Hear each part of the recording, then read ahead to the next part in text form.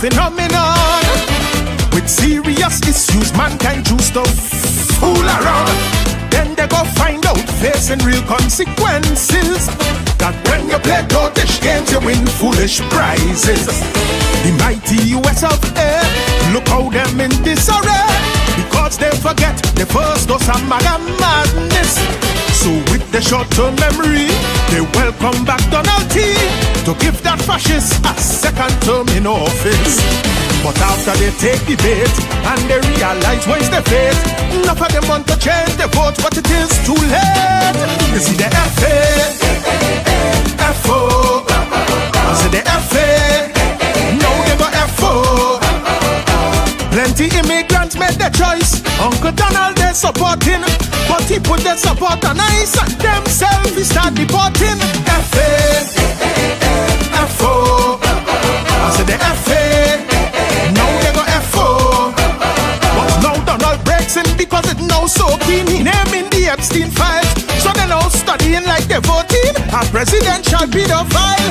FA, FO, I said the FA, now they go FO. You see when you're ever wrong, there's no doubt. Even Uncle Sam will find out that what's sour in Bam Bam starts sweet in the mouth. When you shout FA, FO, I tell you that is, tell them that is the call. Oh, say, can you see? You see the call? Come in. Trinidad love all fours, you know that is the truth. So when America Trump, we just follow suit. If them MAGA morons is America's concern, well, we present government is easily their clones. From 2010 to 15, the tenure was so obscene, scandalize the land and destroy we economy. What? Like we missed the free for all, incompetence and bubble. So we bring them back to finish mash up the country. And as they assume their roles, I set a square peg in wrong holes. Now plenty people who help them win at the polls. Feel the FA, FO. They say the FA, now they go FO. The two worst Alexanders in the world and team make ministers. One is a racist troll and one need a West Indian first primer. FA, FO. I said the FA, now we go FO. Meanwhile, Tanti setting up TNT in people worship we in place. She should have let the Yankee army plant the red eye in she pink palace. FA, FO. I said the FA, now she go FO. You see when you're ever wrong, there's no doubt. Persona non grata must find out that what's sour in Bam Bam starts sweet in she mouth. Sing it out. FA, FO. Tell them that is, tell them that is the code. Cause when code yellow wins, corruption begins. Where's the real code? Let me talk to the doc. Doc, you had the mandate of most of the electorate, not to mention the support of your party base. Somehow you took that to mean you could manipulate and dictate the decision of who should take your place. And because you were the top dog, you move like an overlord. You find when you tell them jump, they should have asked how high. You set out to sway the vote, offer up a young scapegoat to just get a kobo sweat after you say bye-bye. You delay party convention, play with party constitution, and figure you could have gerrymandered the outcome. But your FA, FO, your FA, and then your FO. You chain up the young man for truth to snap the election fingers fast. Although every poll warn you that would have be a shortcut. FA, FO, your FA, now all of we FO. So for your voters who stayed away, you certainly have a part to play. But they feel like they get betrayed like it had snake in the body's head. FA, FO, I say your FA, now all of we FO. You see when you're ever wrong without doubt, even strong leaders find out that But so wine, bam bam, start sweet in the mouth. Where you shout, F-A-F-O. And your doctors, tell them that it's the code. So let's do this. Let's do this, red and ready to oppose. Give me a F. Give me a A. Another F. Give me a O.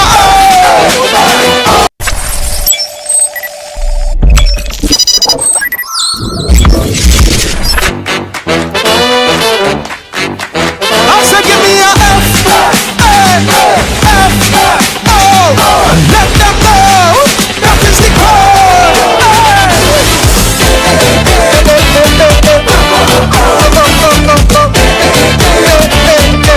Oh Lord.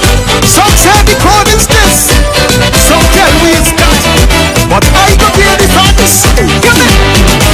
We experiencing a global phenomenon with serious issues mankind choose to fool around. Then they go find out facing real consequences, that when you play foolish games you win foolish prizes. The mighty US of A, look how them in disarray, because they forget the first dose of madness. So with the short-term memory, they welcome back Donald T to give that fascist a second term in office. But after they take the bait and they realize where's the fate, enough of them want to change the vote, but it is too late. You see the F-A-F-O. You see the F-A, now they go F-O. Plenty immigrants made their choice. Uncle Donald they supporting, but he put their support on ice and themselves he start deporting. F-A-F-O. I said the F-A, now they go F-O. But now Donald breaks him because it now so keen he naming the Epstein files. Alright, good evening everybody. Good evening to those of you locked on to Constructive Talk wherever you are in the world. It is Tuesday the 3rd of March 2026, and so much is happening. And this evening I have with me 3 guests. 3. First, well, my father is on with me this evening. You know him as Pastor Dave McKenzie, and lawyer / pastor, and my father. And we also have with us Mr. Brian Manning, Member of Parliament for San Fernando East. Mr. Brian Manning is with us. And we are expecting to have on with us also Commander Dindial. So I'm just waiting for him to join in the conversation in a short bit. So, as I told you just now, who I have online, so I am going to join them onto the conversation this evening. All right. Good evening, sirs. Good evening. Good evening. Good evening, everyone. All right. So that the voices you just heard is the first voice is Brian, my father, is on this evening. Yes. Nice to meet you, sir. A pleasure to meet you, sir. All right. And Dad, you know Mr. Manning from he's my member of Parliament for San Fernando East, and he was former minister in the Ministry of Finance. But there's a reason why he's not going to be long with us. He already told me that he's going to spend a short time with us, and there was a reason why I would have asked him to join us this evening. So what I want to do before we even start the program officially, in the sense of starting the conversation, is it okay if I play the announcement of the SOE from the Attorney General? Yes, absolutely. All right. Yes, go ahead.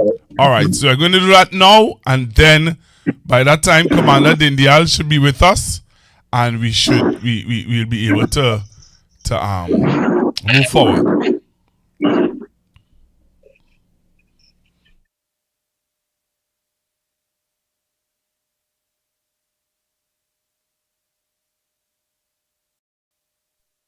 Weeks ago, as the country emerged from a state of emergency, the Honorable Prime Minister expressed her resolve and that of her government to continue to monitor the activities of the criminal gangs in Trinidad and Tobago.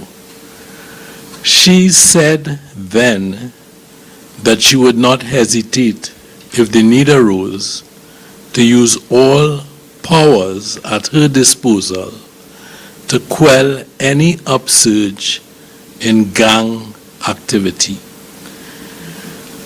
Last night, upon learning of threatened further violent actions and planned reprisal killings by gang members, the Prime Minister triggered the provisions of the Constitution and asked Her Excellency the President to declare a state of emergency in Trinidad and Tobago. The proclamation was signed by Her Excellency and a state of emergency came into effect at 12:01 this morning. This government has demonstrated a clear, decisive, zero-tolerance approach to gang-related crime.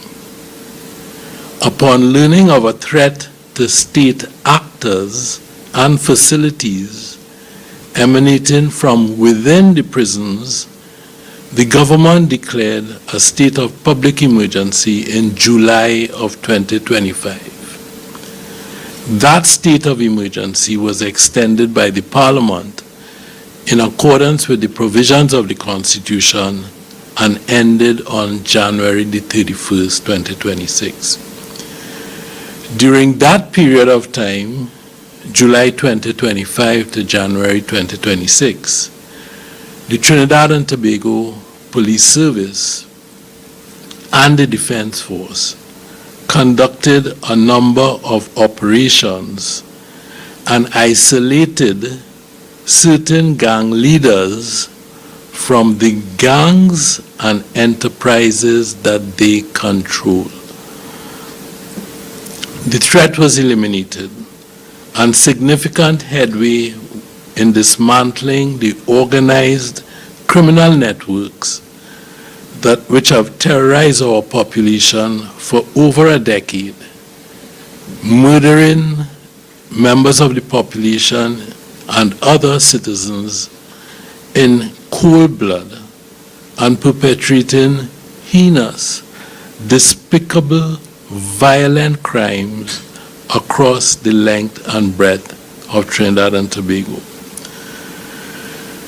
The murder rate and number of serious crimes dropped precipitously to the lowest recorded numbers in years, owing in no small measure to the diligent intelligence-led efforts of the TTPS and the armed forces. The government, during that time and afterwards, sought to enact legislation that would allow the country to continue along this trajectory. The trajectory of drastically curbing crime and criminal activity by, in part, uprooting and permanently dismantling the gangs that were allowed to grow in power, reach, and wealth unchecked for the decade preceding our tenure. We were successful in some of these legislative efforts, but unfortunately unsuccessful in others.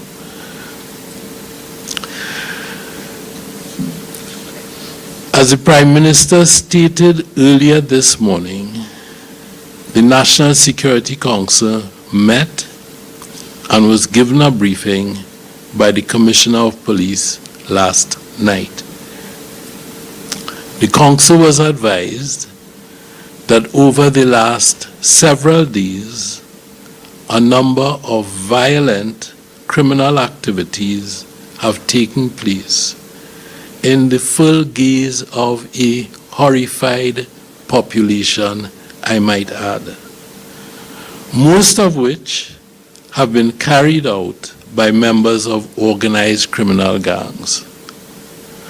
We were further advised that criminal gangs had increased acts of violence on a scale so extensive that they have resulted in multiple deaths in mass shootings, and that pattern of behavior was set to continue. The Prime Minister and the National Security Council had no choice. We immediately determined to advise Her Excellency, as I have said, that a state of public emergency existed in Trinidad and Tobago. This government is determined to never allow this country to deteriorate into the state of chaos and bloodshed which we met in May of 2025 when we took office. We shall never accept the slow, dangerous surrender to the criminal gangs in our midst. There are examples in the region of territories that have allowed that.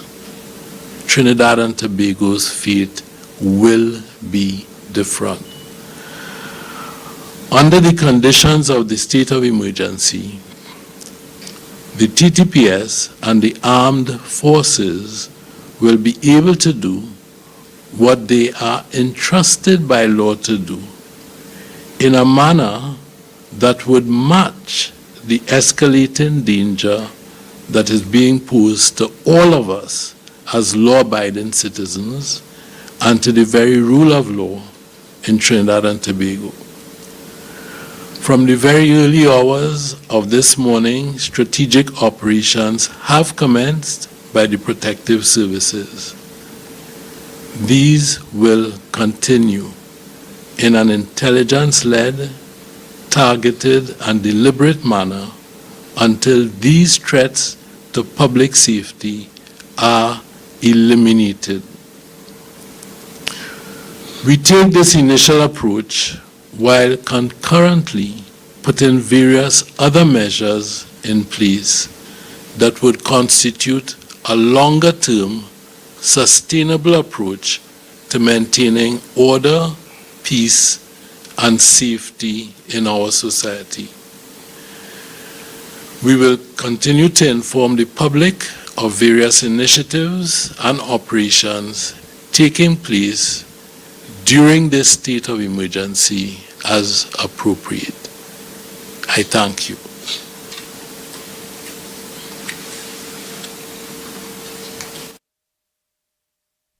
So you just heard him. So you just heard the Attorney General, and he will have shared with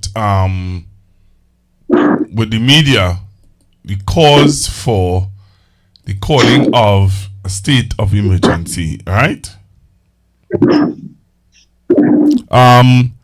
But in the news, we would have seen in the news, TTT News, which is the state media, would have outlined some stuff today about the SOE.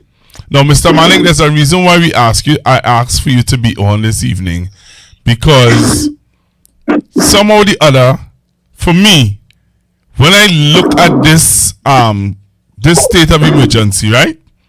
Somehow or the other, we are getting a feel as though they would have pulled out some of the clause from the Zozo bill. Yes. Right? So before you answer, and before you get into it, can I play TTT's report? Absolutely. All right. So Dad, we're going to play TTT's report. Yeah, sure. All right. The announcement of a state of emergency came via legal notice number 39. So we're going to play TTT's report now. Signed on Monday, March 2nd by President Christine Carla Kangaloo, where she noted that she is satisfied that the announcement of a state of emergency came via legal notice number 39. Signed on Monday, March 2nd by President Christine Carla Kangaloo, where she noted that she is satisfied that a public emergency has risen as a result of the occurrence of action that has been taken or is immediately threatened by any person of such a nature and on so extensive a scale as to be likely to endanger the public safety. With that declaration now active, it triggers this legal notice number 40, the Emergency Powers Regulations 2026, outlining sweeping measures and enforcement. It states that under the orders, the Commissioner of Police is now authorized to prohibit or restrict the possession or use by any person or body of persons of any specified articles and to impose on any person any restrictions in respect of his employment or business and association or communication with other persons. Police are also empowered to enforce curfews, noting that the Police Commissioner is authorized to prohibit any person from being out of doors between such hours as may be specified, except under the authority of a written permit. According to the regulations, police may also enter and search any premises or stop and search any vessel, vehicle or individual, whether in a public place or not. It added that a police officer may arrest without warrant any person whom he suspects has acted or is acting or is about to act in a manner prejudicial to public safety, adding that such police officer may take such steps and use such force as may appear to him to be necessary for effecting the arrest or preventing the escape of such person. It noted that officers may detain anyone they suspect without a warrant and could be detained beyond 48 hours with the authority of a magistrate or for a police officer not below the rank of assistant superintendent. And in the regulations, the Defence Force has also been placed on alert, noting that the commander of the Defence Force established under the Defence Act shall hold his forces in readiness to assist and if called upon by the Commissioner of Police shall cooperate with and assist the Commissioner of Police in the performance of his duties under these regulations. As for offences and penalties, a person who commits an offence under the regulations is liable on summary conviction to a fine of $100,000 and to imprisonment for a term of 5 years. Sonolala, TTT News. All right. Yeah. So here is where I want you all to get into the discussion. So Brian, again, my dad, he's a lawyer. When I listen to this SOE, it sounds like a mini Zozo bill. You tell us if I'm wrong. Not mini, because this is on a national scale. If you recall, the Zozo bill was supposed to be on a geographical level at specific areas, but this is being done on a national level. And there must be a way for us to manage crime in this country without suspending constitutional rights. It just allows way too much opportunity for bias and for abuse. And that's what we are really worried about. Yes, we want to do something about crime. This government came into office and said they knew what to do. And it becomes more and more obvious every day that they just never had a plan. They had no plan for crime whatsoever. And now they're being backs against the wall. They decide that they're going to suspend citizens' rights in an effort to combat crime because they have no other ideas or plan. And you see it in national security. You see it in finance, in the way they manage the economy. You see it in everything that they do. They were not prepared for governance. And unfortunately, the people of Trinidad and Tobago are suffering for it. All right, Dad.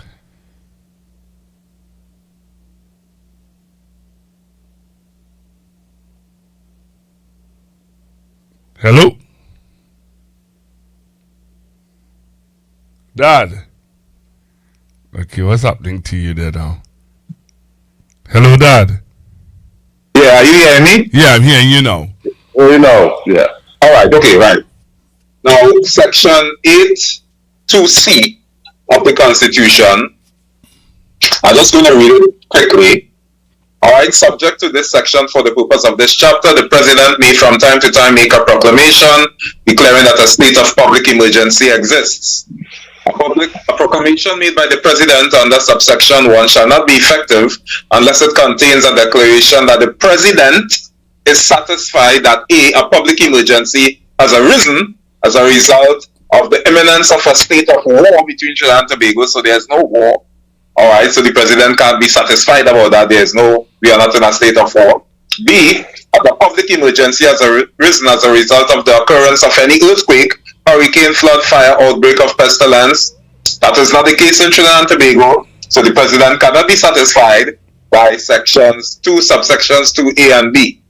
Now, the subsection that they continue to use with these states of emergency that they keep imposing is 8.2C, which says, or that action has been taken or is immediately threatened by any person of such a nature on so extensive a scale as to be likely to endanger the public safety or to deprive the community of any substantial portion of the community of supplies or services essential to life.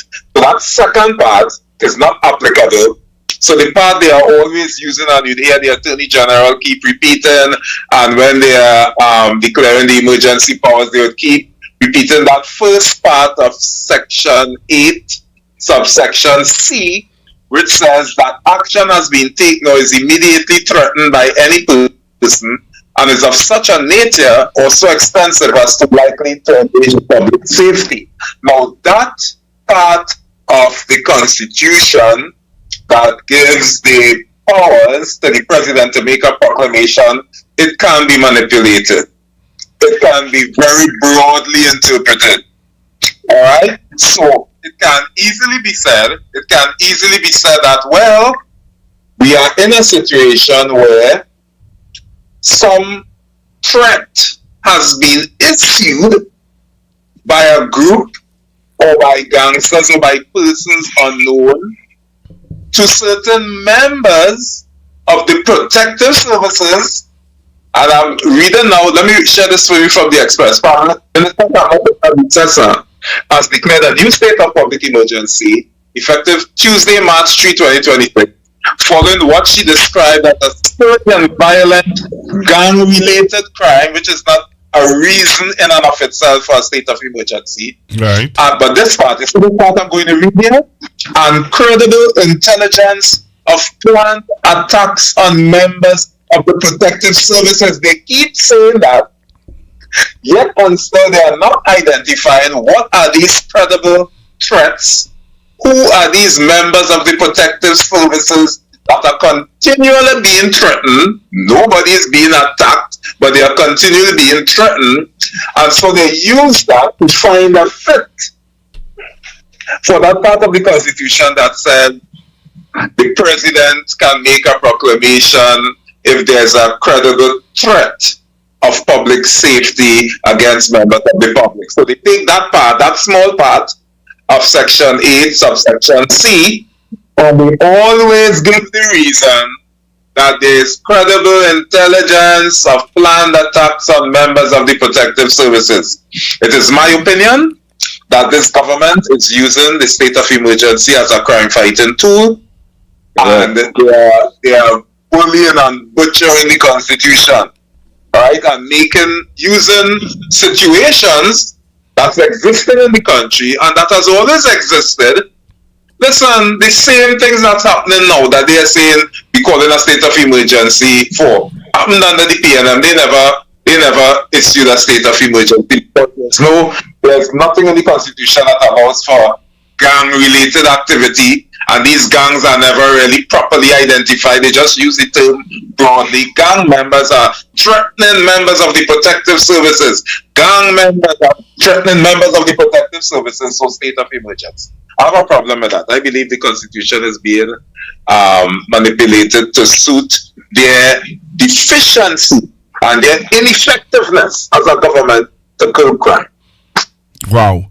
Mr. Manning, what I really wanted, before I wanted you to just touch on, because you would have been in the parliament when they would have debated the Zozo bill. Is there anything, could you point out anything in the regulations of this SOE that you could identify with in the Zozo bill? Yeah, it sounds very much like the Zozo bill, and I mean, it's I haven't read it specifically since it has been released. It has recently come out, but it sounds very much like what was debated in Zozo bills.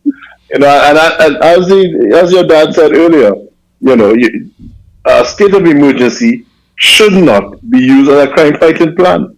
And it's obvious that this government has no other idea. And as we've seen before, it does not offer a solution to the problem. It is simply a stopgap measure. So what are we going to see? What, 5 years of states of emergency every time there's an uptick in crime? That cannot be the answer, especially when dealing with many of the gangs in this country is a social issue. You know, what is feeding the gangs? You know, what is causing people to join these gangs after all these years? All the relatives and family and friends joined gangs and they've died, and people are still joining gangs. And you have to ask yourself, what is the root cause of that situation? Dealing with our gang issue is not something that's going to be resolved overnight.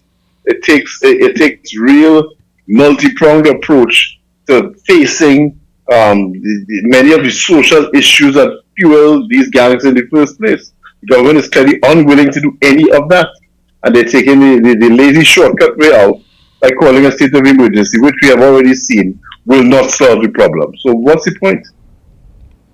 Wow. You know, I listened to the opposition press conference today, and there were some things that the opposition leader pointed out, and there are some things that Mr. Stuart Young, MP Stuart Young, pointed out that jumped out at me. But the both of them spoke on certain things, and tonight on the news there's a people meter where they ask people if they agree with the SOE. Now, I was wondering if people was really aware of what this SOE entails, because people were agreeing. Yeah, I mean, you can't trust people meter though. Yeah, you have to be careful with that. It can easily be manipulated. But it is difficult for me to see how anyone can agree with the suspension of rights to fight crime. You know, because you can get caught up in a sweep. They can come into your home without warrant. They can access your motor vehicle without warrants. Yes. Who would appreciate that? Are you willing to give up your constitutional rights as a citizen of Trinidad and Tobago to allow the police to fight gangs? And then why have a constitution in the first place? Yeah. We have seen people fight gangs in other communities, other territories, and they didn't have to suspend everyone's rights. They didn't have to suspend the constitution to do that. Yeah. I am of the opinion. I am of the opinion that this particular state of emergency, this one, is a knee-jerk reaction to the failure of the Zoso bill. Yeah. I believe that the government is upset that the bill failed. Right. In the Senate. Yes. And they are angry about that. And correct me if I'm wrong, but I think the Prime Minister did indicate that she was angered and upset by the failure of the bill. That's one. Number two, I would have heard, correct me if I'm wrong again, Minister Alexander stating that a lot of the crimes that's happening they are happening as a result of the failure of the Zoso bill. Yes, and he did say that. I remember him saying, blood is on the hands of the opposition and the senators. Yes, blood is on the hands of the opposition, but the failure. So this is a government that is angry that this bill has failed, and now they are attempting to punish everyone. Yes. All right. Utterly ridiculous. Yeah. Everyone. Okay, so the bill failed. You also want the bill? All right. So you see what is happening. Since the failure of the bill, we have had about 4 killings every day. Right. So all these people are dying because you all didn't support the bill. That's the reason for it. No. What about the dismal failure of the state to curb crime outside of an SOE? What about that? The failure of a bill? The failure of a bill, and now we're going to punish everybody? Alright, and that is what I think is happening. I think it's 10-15 all over again, and when you look at the Constitution, there's this phrase from time to time. It can be extended by 3 months and 6 months, basically ad infinitum for the next 4 years, For the next 5 years, she can do that. And I believe that is her crime fighting strategy. For the next 4 years, this country will see extensions of states of emergency for 3 months and from 6 months over and over again. You kill again, more killings, okay, we're going to go right back in. Yeah, I believe it's a vicious cycle we're going to be seeing. Yes, as I said, just prison time or increased police presence is not going to end the gang problem. Why are people joining gangs in the first place? It's multiple issues being involved there. Requiring sociologists, intervention in our schools. It requires a lot of work, and that is clearly not something this government wants to do. It's the same thing that they do with the economy. They decided that they were going to ingratiate the public service by paying them this 10%, but they decided to punish the rest of the country to do it. They decided to punish the private sector especially. They are closing down entire industries in the private sector simply so that they can make those public service payments. And the sad part is that eventually they will have difficulty even doing that. And they are going to eventually, I promise you, have to downsize the public service in this country. And it's coming, because that is not something that could ever be a lasting solution. But this government specializes in these short-term band-aid, I don't want to call it solutions, band-aid, short stopgap measures, and then try to fool the population into thinking that they're doing something meaningful when they're really not. All right, so what I want to play now, I want to play the opposition leader at the press conference. She pointed out some stuff from the SOE that I want to delve into. I want to hear I want to hear my dad legal mind on it, and I want to hear your thoughts on it, Brian. So just give me a chance. I'm going to play this clip, and then we're going to come back. I want to play also MP Young SC, and you'll listen carefully, and I want you all to tell me if this is not concerning, because there are people who, like Mr. Clyde Weatherhead, and they are saying that this SOE is the same thing that Minister Young and the PNM had done before the meeting office. It's a copy and paste. Not at all. I mean, Mr. Weatherhead, with all due respect, sometimes I think he needs to pay closer attention to what's actually going on before he makes a comment. All right, so take a listen to the statements by the concerns by the opposition leader.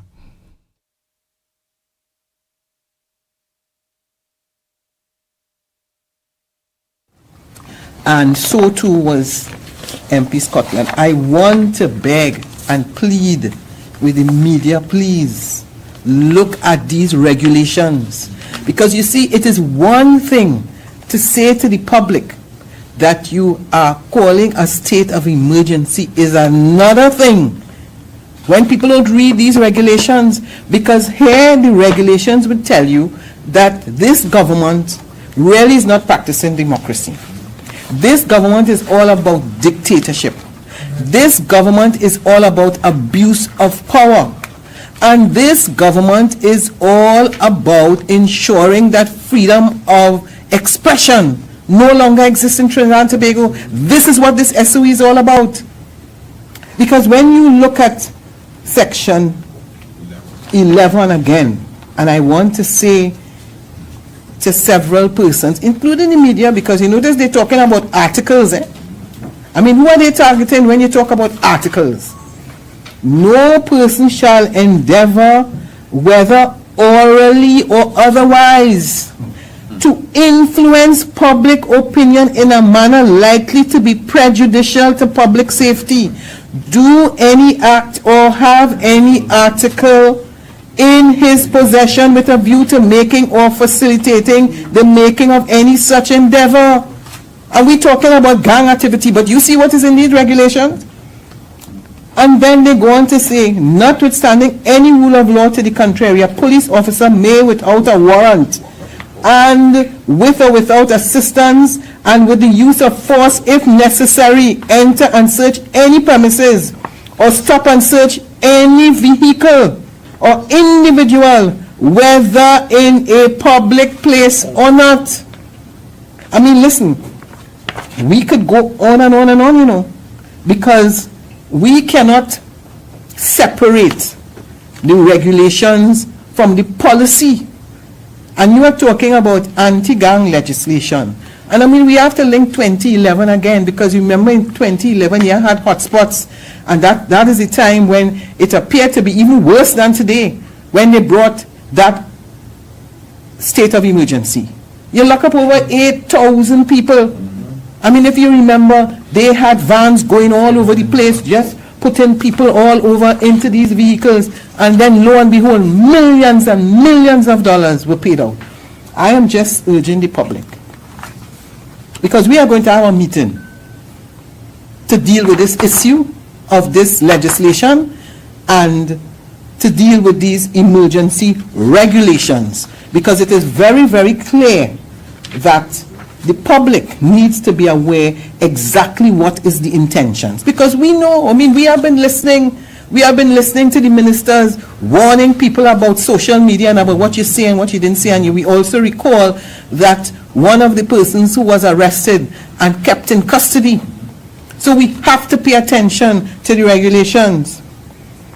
A person who commits an offense under these regulations is liable on summary conviction to a fine of $100,000 and to imprisonment for a term of 5 years.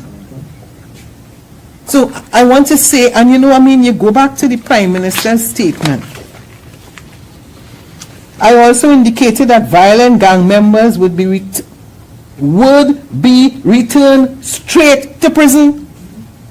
And this time, their friends and family who aid their criminality would accompany them.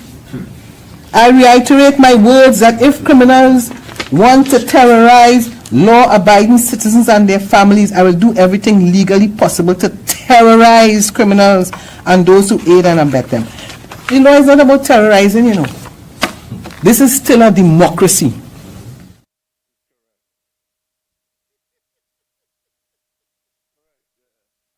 People of this country, is that what you voted for? So did you vote to relinquish your rights because this government has no plan? So now the police officers could abuse you at will, or other members of the national security apparatus? Well, given soldiers police powers and so on that they're not trained to use? Well, here it is now. Dad, I want to hear your view though, because they're saying that if you were to use any information or anything that they deem to be criminalized, like me doing my simple podcast here, them could deem this to be criminalized. You know? They could come for me. Where's my? What about those people who put messages in WhatsApp groups warning others of where roadblocks are? Could they decide that is a criminal offense now? That you're aiding and abetting criminals? Wow. Lock you up for that? Wow. Where is my father? Let's hear him. Dad, where are you? Right. So I'm listening and I'm saying that the width, right, and the breadth of the powers are really, really, really concerning. And they are left, those powers are left up to the personal interpretation of any officer. Wow. Any officer who has a beef with some member of the public and wants to get at him to use these powers to do whatever they like. Look at Section 12, notwithstanding the emergency powers, notwithstanding any rule of law to the contrary, a police officer may, without a warrant and with or without assistance, and with the use of force, if necessary, enter and search any premises or that is ridiculous.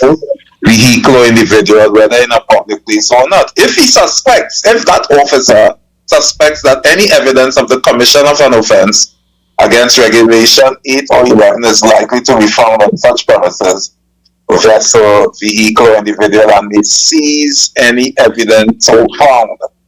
Now, if it is, we have Mr. Roger Alexander, who was very vocal at one point in time and even wrote, correct me if I'm wrong, to the U.S. Embassy that they curb, tell me if I'm right, but it had to do with, he wanted the U.S. Embassy to get involved in disallowing certain people on social media from making certain comments. Yeah, he had a problem with that.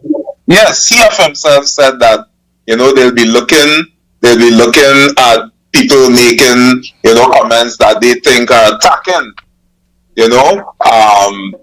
public officers, who are doing their duty and all of that. And then social media. Right, and then Justice Frank C. Prasad came, and in a recent judgment, he said, take out your cameras and film them. Yeah. Am I speaking the truth? Yes. Absolutely. Yes. That's what the democracy is about. Yeah, that's what democracy is about. And the public was celebrating that judgment. Right? They were celebrating that and saying, right, so the judge said, we can take out our cameras and we can film police officers. Right? And people celebrating. And then I read an article that said, I can't remember who made this statement, but it is somebody in public life who said, yes, the judge said that you can put the camera and film police officers, but be careful how you reach in for your cameras. I remember reading that.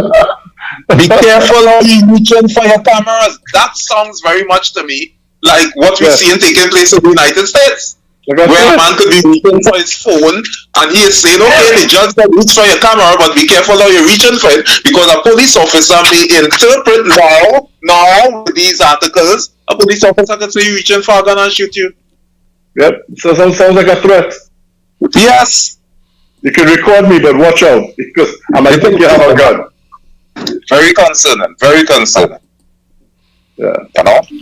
Wow. So, but there was something that Ms. Beckers would have pointed out, Dad, and I wanted to hear your legal view on it, because I think somehow or the other it appears as though people like me who are making content, they are coming after us. If they deem and feel as though what I am saying or what we are talking about, they're not happy with it, they could come for us. Alright. So let me just make reference to a statement that was made by a former president who said, powers you think I have, I do not. Yeah, we used to call him powers. We used to call him powers at another radio station. We used to call him powers. Right? I don't want to call any names, but I think the statement is powers you think I have, I do not. And powers you do not think I have, I do. Alright, so let's put that statement aside now. And let's focus on the fact that, on your concern that a public podcast like what you're doing could be seen or interpreted under these emergency powers as something that provides an imminent threat to public safety. The reason I'm saying that is because the way it is drafted in a very, very broad sense. And I remember the Prime Minister saying something to the effect that, okay, so you all rejected Zoso? What's going to come? Going to give us a lot more powers. We wouldn't lose anything with Zoso, with what is coming next. Yes. And then proceeded to make all kinds of ridiculous accusations about independent senators who are asking for contracts, even though to date has not named any such person. And I suspect it's because they don't exist. Good. And what I got from her statements, which I interpret as a threat to the public, a personal threat. Okay, you all rejected Zoso. What will come after Zoso will be worse. That's how I interpret that. Yeah. What will come after will be worse. And here we have it. Here we have it. That seems to be the case. That seems to be exactly what's happening.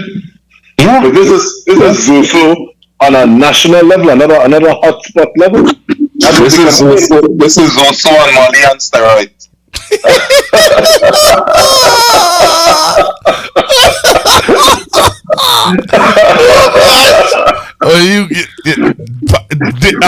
Mr. Manning, you know warming up with him. Mr. Manning, my dad is not warming up. You know what I'm telling you? I believe it. He's being very cordial because you are on. But let me tell you something. What's that, Dad? I said, oh, you know.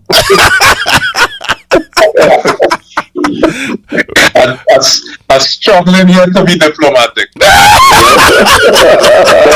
I'm a big fan of Mr. Manning, you know, so I'm trying to be diplomatic. Oh gosh. No, but this is serious business. We laughing, Trinidad and Tobago, but this is something that I don't think the citizens are fully aware of what. No. Anything that involves the suspension of rights, I take extremely seriously, and that cannot be a plan long term going forward for the people of this country. It cannot be that police officers and members of national security apparatus are just free to enter your home, into your car, interrogate you, ask you where you're going. That is not a service. That is like Gestapo, right? Where they have to ask you could just stop you in the street. Unless you're in the process of committing a crime or on the way to commit a crime, a police officer generally has no reason or right to interfere with you.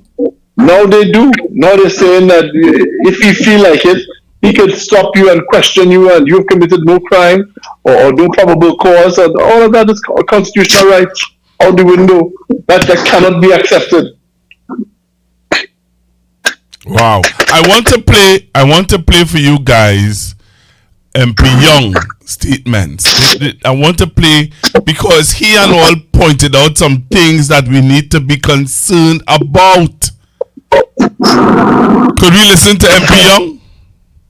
Yeah, sure. All right. Yes. To the president. So, but look importantly at Regulation 4.1b.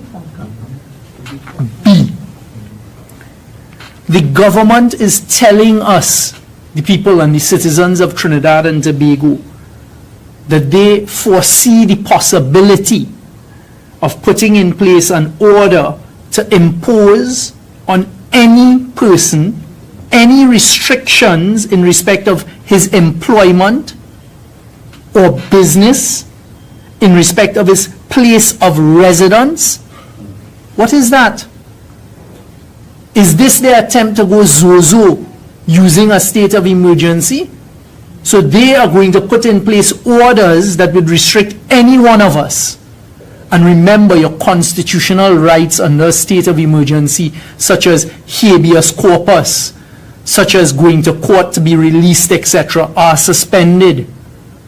And they are now coming and telling us, the population, listen, we are contemplating imposing on any person any restrictions in respect of his employment or business, in respect of your place of residence, and in respect of your association or communication with other persons.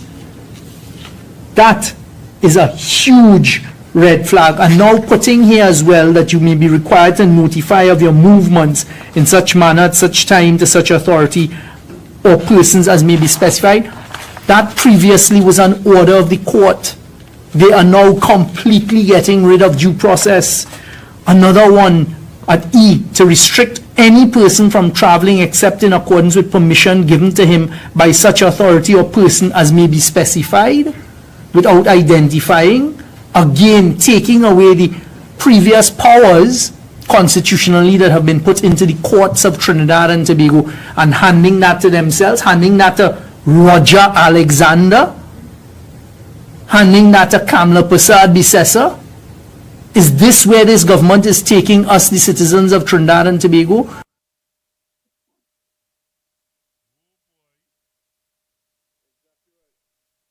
Exactly right.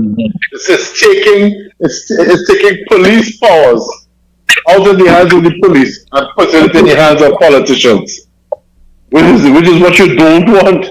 Which is what and I started doing the budget debate, even with the Minister of Finance. The Minister of Finance in the last budget accrued certain powers to himself. And I firmly believe that no politician should have be placing two political appointees on the PIR board. He can use your immigration information for his own purposes. All of that is there. And it should be, and they continue, I think, to erode constitutionally protected rights of the people of this country.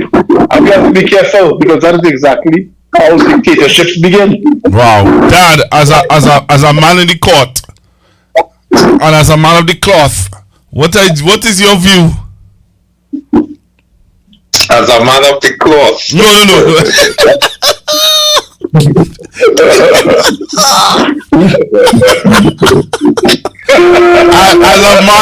as a man in the cloth. Right. So I just wanted to share with your listeners just simple fact that under sections 4 and 5 of the Constitution, under the Bill of Rights, freedom of movement, you have section 4, which gives us the recognition and declaration of rights and freedoms, and section 5, which is the protection of rights and freedoms. And section 13 provides for all the exceptions that allows for the state to violate those rights. Because those rights are sacred and they are enshrined in our Bill of Rights, the architects of the Constitution, they were very careful to ensure that these rights be not easily violated. It must be something of such a nature that is so grave, that is impending, that really is endangering the safety of the public. Not a gang member A of gang member 6 shooting gang member 7. Alright? Now we have a lot of these incidents happening all over Trinidad and Tobago. Alright? All over Trinidad and Tobago. Almost anywhere you go in this country, you can find a little hole or a little spot where it have 2 bad men living, or it have a 6 or 7 or gang 5 fighting gang 4 or whatever. Alright? But when you make statements like the public officers are being threatened, right? Public safe. I feel very safe in Trinidad and Tobago. We had a very safe carnival. Alright? And I don't think for the Carnival Monday and Tuesday celebrations that I saw taking place in this country and all the fests that people attended and all of that, that there was any threat to public safety. So people were afraid and terrified of going on the avenue or of coming out to play mass because they fear they will be robbed or killed. Look at the state of Mexico now. Alright, we have the captain El Mencho was captured, and now his men are wreaking havoc on the public, just placing bombs all over the place. Now that is something I would say threatens public safety and for state of emergency. But we don't have that here.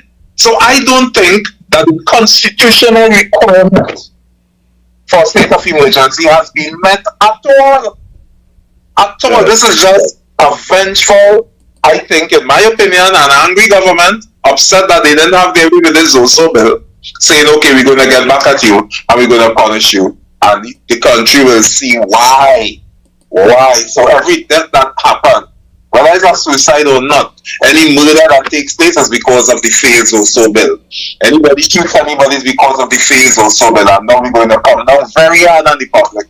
And I think it's not a safe time for good, decent, law-abiding citizens.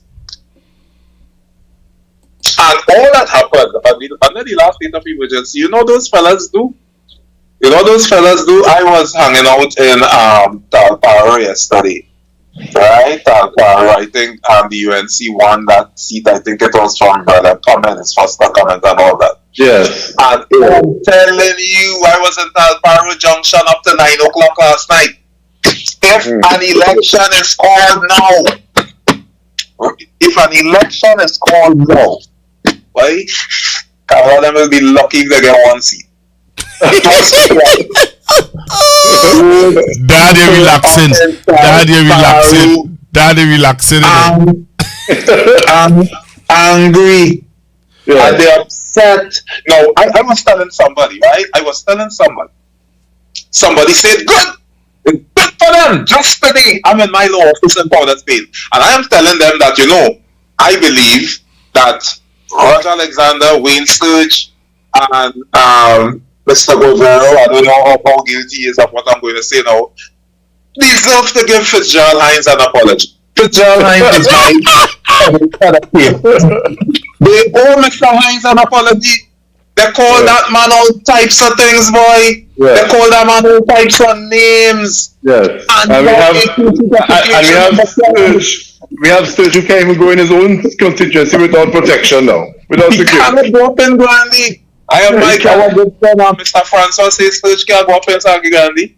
Yeah, he can't go in his own constituency because of his own activities during the election campaign. You see, so I was saying to some attorneys today in the office, Mr. Manning and son.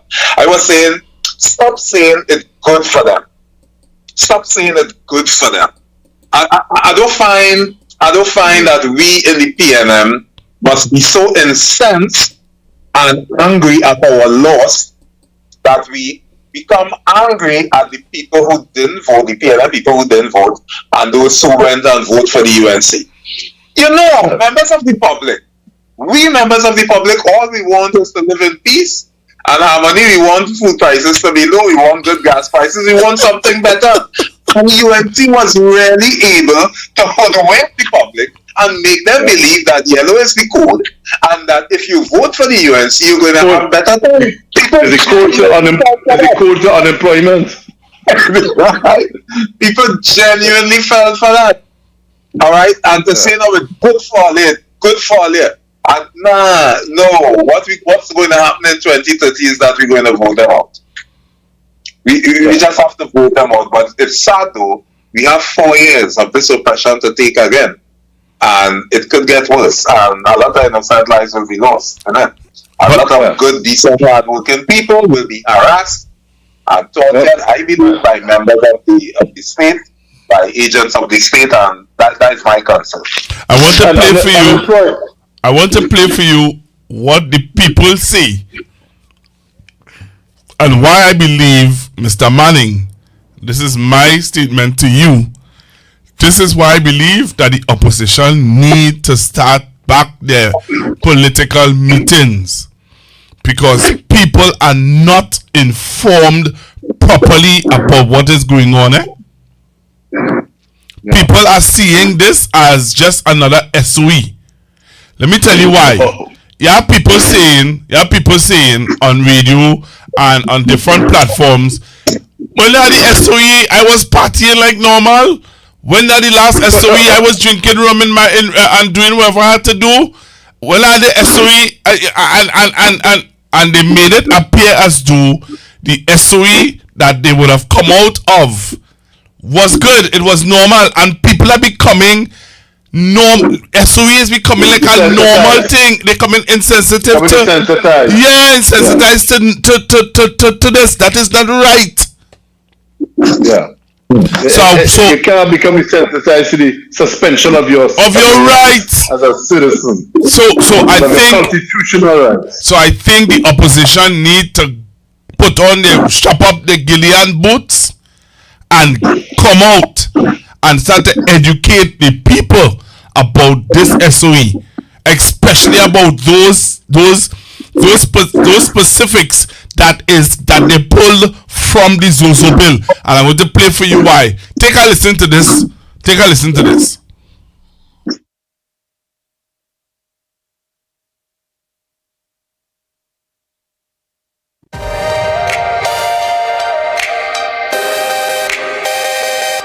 Yes, anything that would help make things better. Yeah, but have a reason for it. Another party, if you crime is crime. You them crime is bother you when they come home by you, or they come by you saying it's a good, but they know what they're doing. Once it's safe, that is it. Because remember when it was up, everything was running good. Now look what the crime going on. Yes, well, because of the crime, how the police is, how the situation is.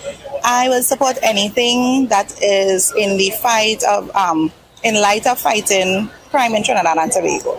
So yes, I am in support of it. Anything we could do to get things better. No, I don't.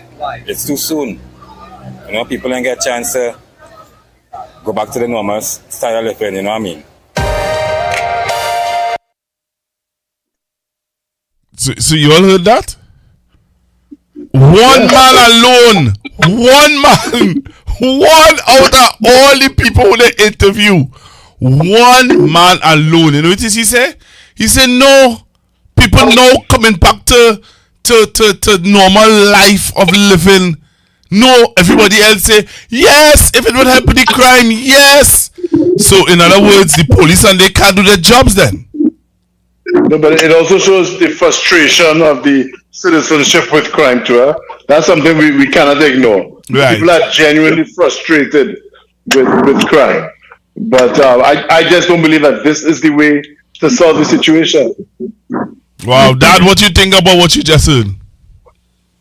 It wasn't too clear to me. It was echoing a lot. Okay. But if you can just break it down quickly for me. Okay, so they ask the people if they agree with the Prime Minister bringing back the SOE. And everybody, well, one man alone said no, and everybody who they interviewed, out of 10, 9 said yes. And Mr. Manning is saying that he believes that the reason why people are so willing to allow their rights to be taken away is because they're frustrated with the crime. All right, so I believe there's a certain level of frustration with the crime, and crime has affected a lot of people. You know, yes, there have been some house invasions, there have been some home invasions, but most of the crimes I think are gang-related.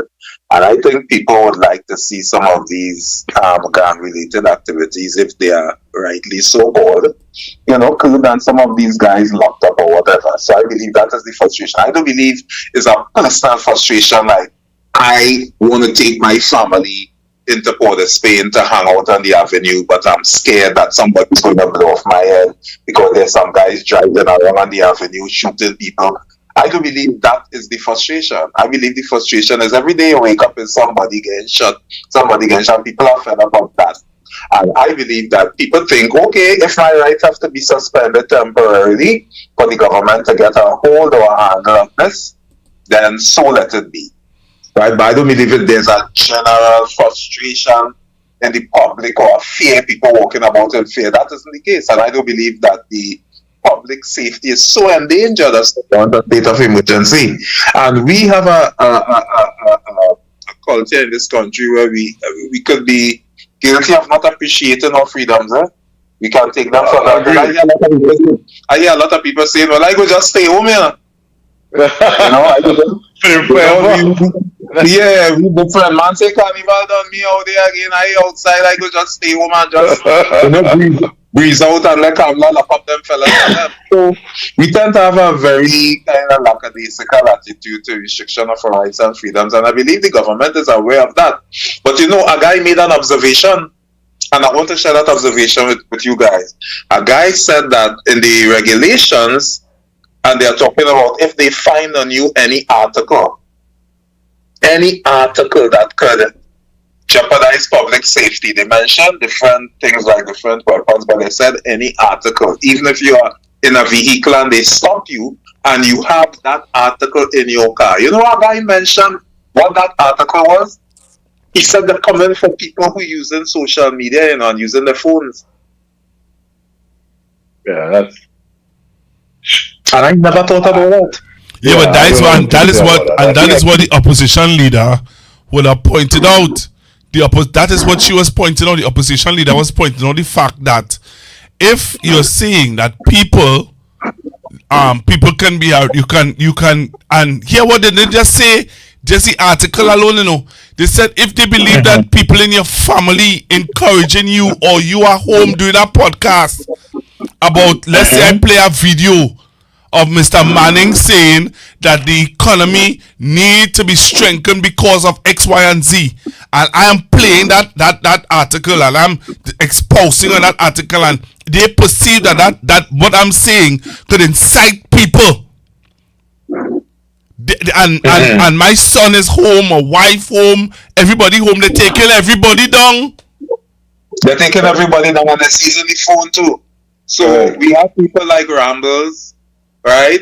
And we have some of these other guys who come on social media from time to time, and they make comments and they post their content and all of that. And sometimes they may engage the services of their friends. So 3 guys may get together and do a video, you understand? And in that video, they may be mocking a particular member of the government, you know. They may be mocking the way he speaks or the way he talks, or, you know, calling him a dunce or a fool or whatever. The regulations leaves it up to the police officer to come to the conclusion that action there is a threat to public safety. In a stretch, in a far reach, an officer could say, well, I'm going to arrest you. And there'll be no repercussions. There'll be no repercussions. Yeah. There's none, no recourse. So I believe they come after people who posting content on social media and TikTok, where they're making fun or they're saying things against the Prime Minister or against Roger Alexander. You know, and the Minister of Homeland Security has no one else to blame but himself for that impression, because that's exactly what he had been saying previously. That you know, warning people about what they were saying online and so on, and you know, against the government. And so if people have that impression, he has no one else to blame but himself. Yes. So what I have to do, I have to turn this platform into a comedy platform now? Yeah, I don't know if your platform, you know, I believe there are certain people on social media who over time have been making a mint, mocking Mr. Alexander personally. Alright, and he doesn't like it. He has been made an object of ridicule locally, regionally, and internationally. Alright, and he's incensed at that.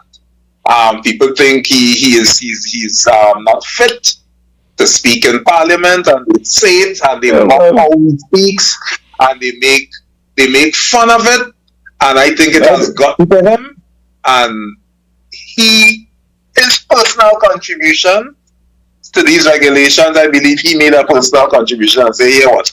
Cell phones included in that, so we could seize these people's phones so they can't post any content. I believe that is my personal opinion. Do you have the regulations before you, Dad? Yes. Could you look at section 11? Right. There are some people on the live are telling you to look at section 11. If you could read section 11, because most people believe that section is specifically for bloggers like me. Right. So the leader of the opposition would have made mention of section 11. No person shall endeavor, whether orally or otherwise, to influence public opinion in a manner likely to be prejudicial to public safety. Stop. Now, wait, just now, Dad. Read that again. Read that again.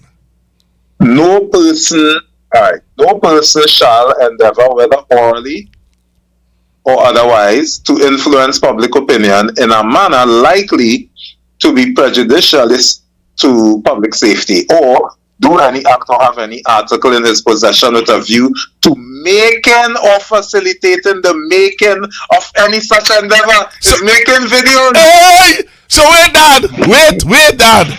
Let us no. Let us delve into that a little bit. No, this is serious.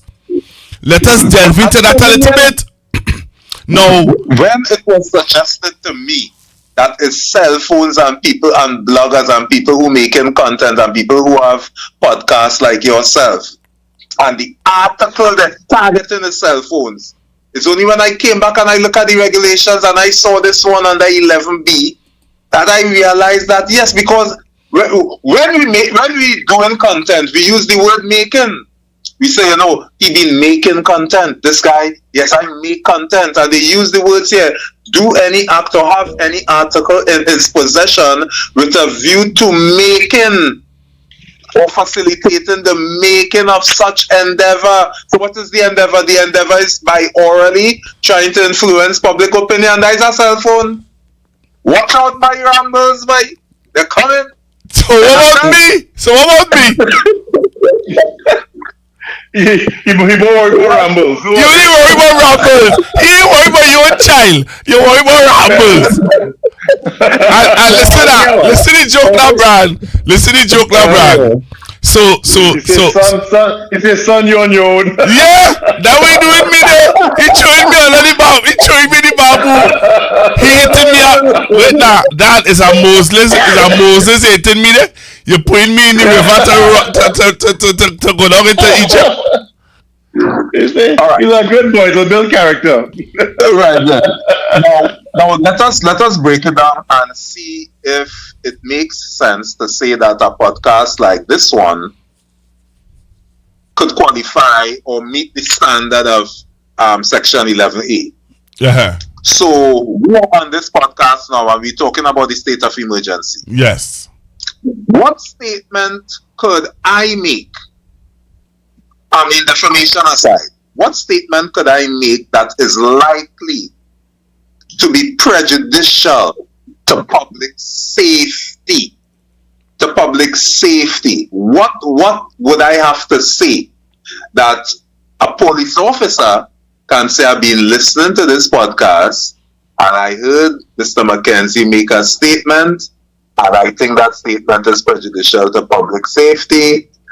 Subversion is going on there or whatever, and come and arrest me. No, he ain't coming to arrest you, brother. He coming to arrest me. I don't know. So you have some guests on here sometimes.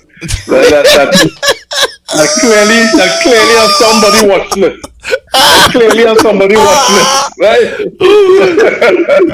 and let me tell you something now, Dad. Let me tell you why, Dad. I remember I had Commander Dindial on. And Commander Dindial did... I didn't call any names, huh? Yeah, Commander Dindial would have explained that the raider, in no way could that raider pick up that drugs in the Caroni River. And he would have read out his whole qualifications to say that they were lying about that raider. About 2 weeks after, I get a call from the cybercrime unit. Bring in your laptop.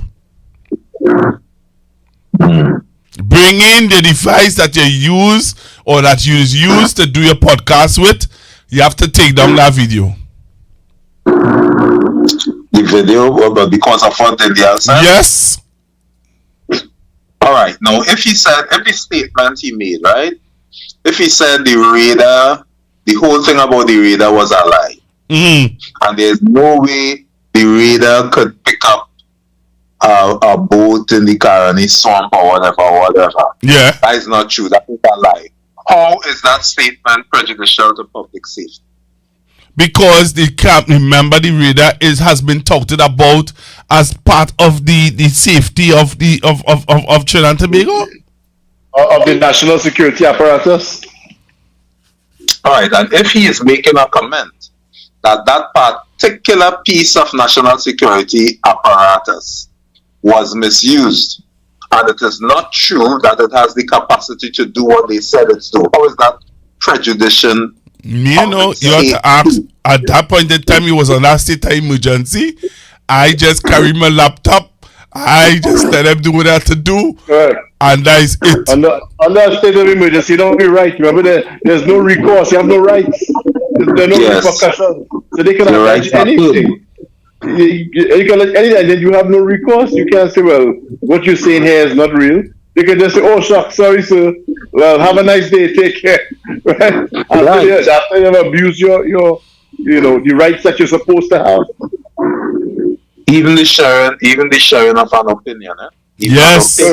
Yes. So while you worry about rambles, worry about me. Today, yeah, my mother now. My mom said to me, be careful. I know tonight you're gonna talk about the SOE. Yeah? Be very careful with what you say, sir, because I don't have no money to bail you. Your father gonna fight your case because your father is a lawyer, but I don't have no money to bail you out. At this rate, you're lucky. You're lucky if he fights your case.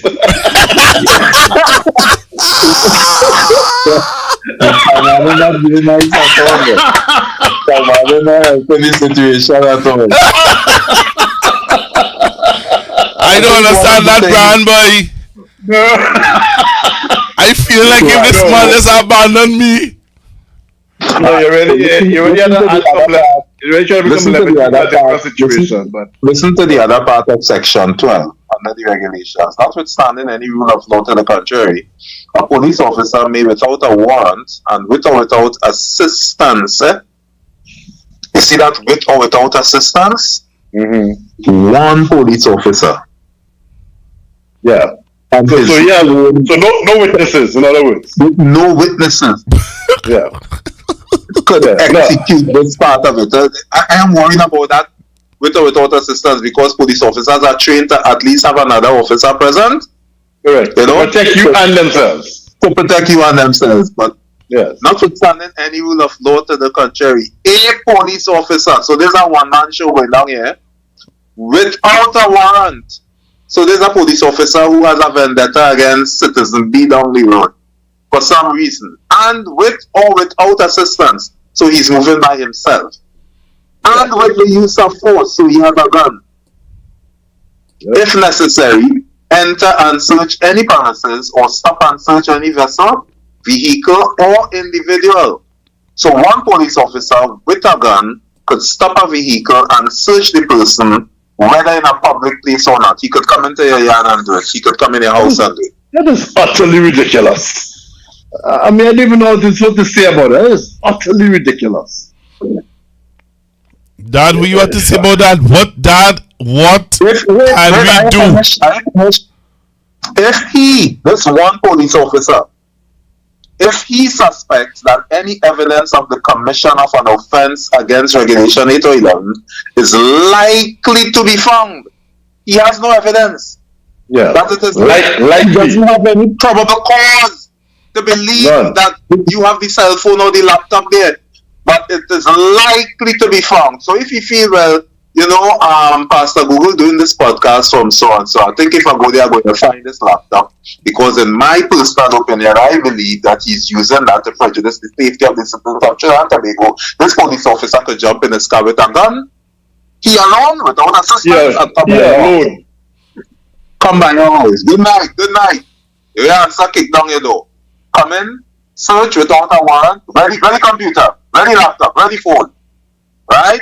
With or without assistance, enter and search. If he suspects that any evidence of the commission of an offense against Regulation 8 or 11 is likely to be found on such premises, vessel, vehicle, or individual, and may seize any evidence so found. So he could plant it too. That is very troubling, man. Utter craziness is what that is. Insanity.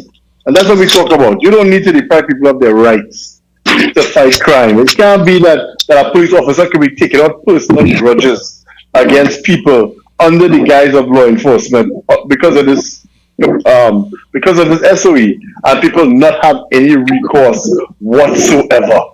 That cannot be the case. I don't know who advised the drafters of these emergency powers and regulations, but it seems as though there are some people who have some personal vendettas to carry out, and there may be some people who have some personal vendettas to carry out, so they made sure that it says with or without assistance. That bothered me a lot when I saw that, and with the use of force if necessary. That is unacceptable. Unacceptable. But you already have a situation where people's rights have been curbed. Are you not telling me that you wouldn't make sure that at least there's a tandem of persons there to protect the officers and the person involved? You wouldn't at the very minimum do that so that you have a witness?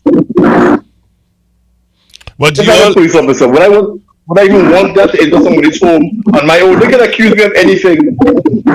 It doesn't make any sense. But you all remember there was a case just recently where the state had to pay a lady and her daughter I can't remember how much money it was, because the police officers came into their home with the wrong warrant or something like that. Right. Yeah. Let me just say this. Let me say this quickly. The barrage of lawsuits, all right, that will follow any of these actions, all right, and the amount of constitutional lawsuits that will be filed. You know who will be representing those people? Yeah, we know who lining up. Their favorite attorneys. Yeah, when they're out of power, the attorney is going to work to represent the same people whose constitutional rights were violated when they were in power. You know, it's a pattern, you know. Yep. Wow. It's a pattern. I wouldn't call any names, but I know them lawyers getting their chops ready. Because when they're out of office, people will be lining up outside their very offices, and they will represent them for the constitutional rights that were violated. Whether they're dead or alive. Whether they're dead or alive, I mean, the vicious cycle, man. Yep. You know? It's that cash grab. And that's what annoys me the most about the UNC. Too much of what they do that they try to pass off as governance simply looks like a cash grab. They have 5 years to grab as much as they can and do, you know, and that is what it looks like. You cannot tell me that you were in opposition for a decade. You come into office with no economic plan, no crime plan, no plan at all. So what you were doing for 10 years? Just talking nonsense in the parliament, just trying to frustrate a government that was trying to improve Trinidad and Tobago. And that is the most frustrating part, is that they went out of their way to undermine really, really serious efforts to improve the lives of the people of Trinidad and Tobago, just so they can come into office with no plan. You know? Wow. We want to start to take some calls. I don't know if you all are ready for us to open up the lines, so we could take some calls. I know that Mr. Manning have to leave us shortly. So I'll stay for a bit. All right. So we take some calls on 464-7003, 464-7003. Hello, good evening, caller. Good evening, gentlemen. Good evening.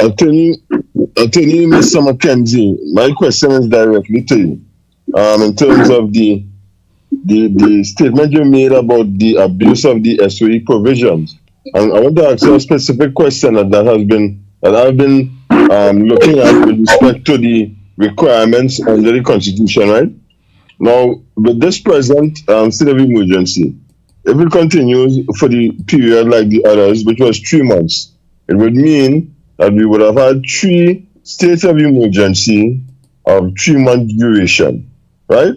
And I'm saying, of how I look at the particular section with respect to the SOE, is a particular time frame and a requirement, and where the government intends to go to another state of emergency. Even though it was broken, the constitutional requirement is that after you have had two or 3 periods of 3 months, but in order for it to be extended further, you must have a 3/5 majority of both houses of parliament.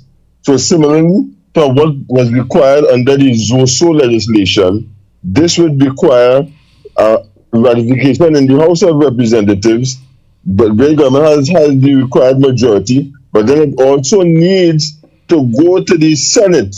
And in order to have that passed and ratified for it to be extended, it must have the support of the independent senators, at least 4 of them. And I am saying that the government, by doing what it did, has surreptitiously and capriciously undermined that particular section of the Constitution. And I'm saying that, in my mind, it should be open to a legal challenge for the courts, the High Court, to promulgate on whether this current state of emergency is in fact legal. even though it meets the requirement of being under the hand of the president. But as you pointed out, the grounds of a public emergency being identified is not identified sufficiently. And the fact that it has come as it has come after the failure of the Zoso bill and the government still saying that they intend to bring back the Zoso bill, it tells me that this is how they intend to control people. And you see particularly what you read out there in Regulation 11 and so on. This is clearly an attempt to muzzle people. But not only that, to prevent protest action, right? And they are saying she has been informed by the NSC. But the main voice in the NSC with respect to law enforcement is who? The Commissioner of Police. He is the sole authority because the other heads of national security are not involved in law enforcement per se, in policing things like the Police Service Act and all the resident offences out there. From the Summary Offences Act, come down to other acts like sedition and so on and so forth. So I just wanted to give that particular perspective and see if I am wrong. And if I am wrong, you can correct me. Thanks a lot for the opportunity again, gentlemen. Right. So let me just. Yes, hello? Yeah, Dad, go ahead.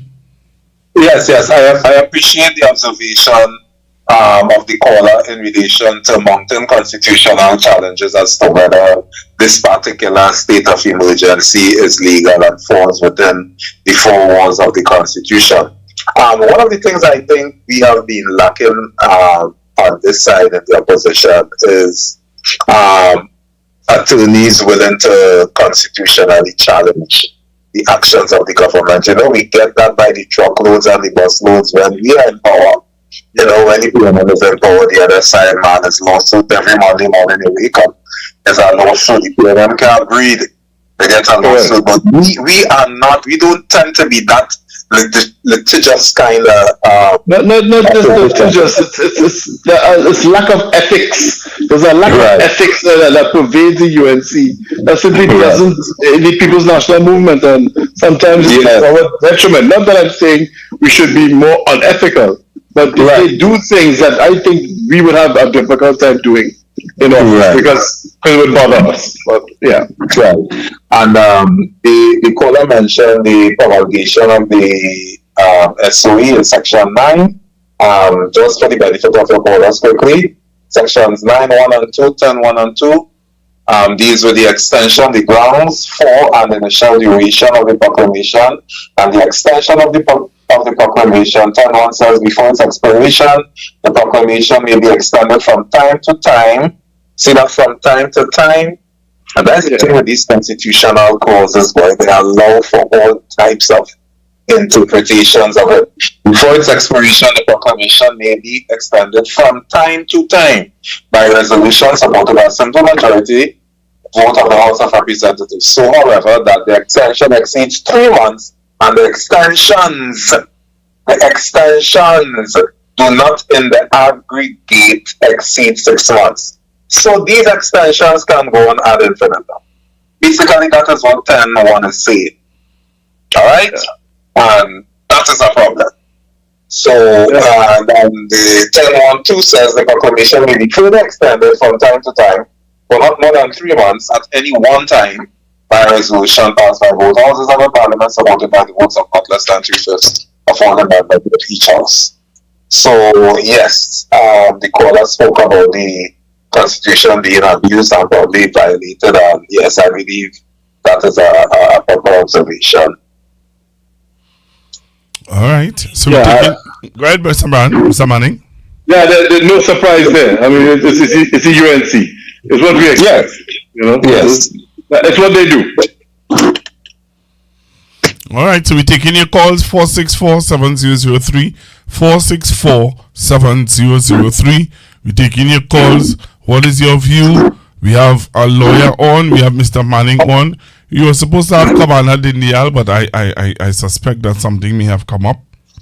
I hope nothing bad.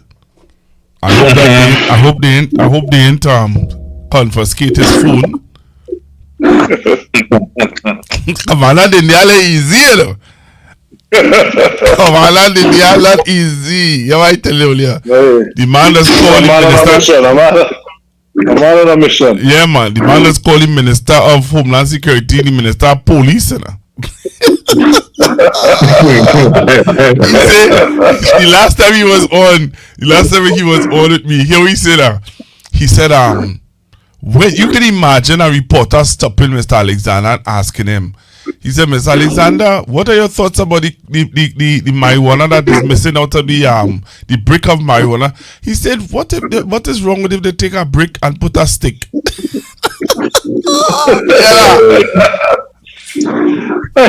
I see the man on news tonight trying to talk Spanish, and it was actually a welcome change from his English. I was surprised. As a matter of fact, he did much better with the Spanish than in English. Dad, stop it. The taping here, The taping here. Oh, yeah. So, callers, where are you guys? All of them watching. If we see much people on the live here, only calling and ask the questions. Only just listening to the to talk.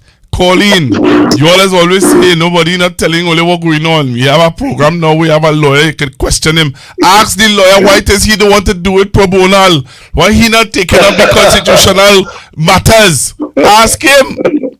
Ask him. He's here. I don't mind, but I need to apologize to Minister Hines first. I need to issue a formal apology. Mr. Alexander and Mr. Weber, they owe Mr. Hines an apology. But you realize, Mr. Manning and Dad, you all realize that the commissioner did not announce the SOE this time. Remember the first SOE that this government announced, the commissioner was the one who announced it, and then hours after, the attorney general came and he would have announced it, right? But people were saying that it was out of, the commissioner was out of place because that is not in his remit to be announcing any SOE to the nation. Yeah. You see, at that time he would have been wearing his Punisher badge, but then reporter Jensen Levin dealt with that. You know, I find it. You find it? Yeah, boy. I know that's your favorite. I know you like that action. You know, you want to play for the listeners. Yes, the Punisher. Yeah. The man that you like, Java, you know, boy.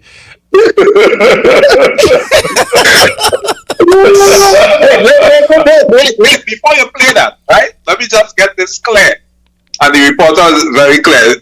Jensen Levin, I think is his name, was interviewing the commissioner, and he asked him, he said, I noticed you are not wearing the Punisher moniker on your uniform again. That evidently he was upset, and he said, this is not about sensationalism, this is about journalism.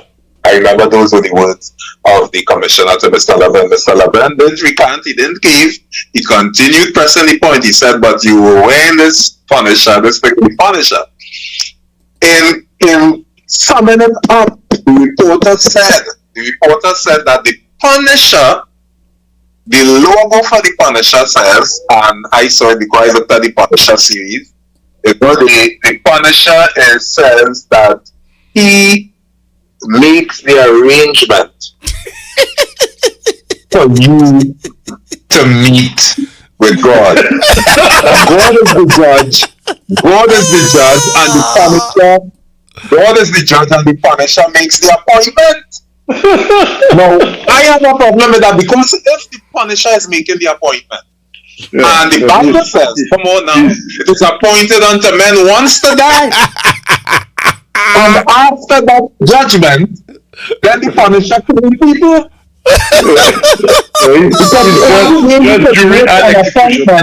The only way you can make an appointment for me to meet God is when I die. Yeah. So that that is a very worrying thing to think that the commissioner of police was wearing this money. Appoint himself judge, jury, and executioner. Judge, jury, and executioner. You understand? And these emergency powers probably have given them what they needed to execute that punishment. You know, so it's a very worrying thing. Well, let's listen to it. Yes. Take a listen to this, Mr. Manning. You'll get a good laugh.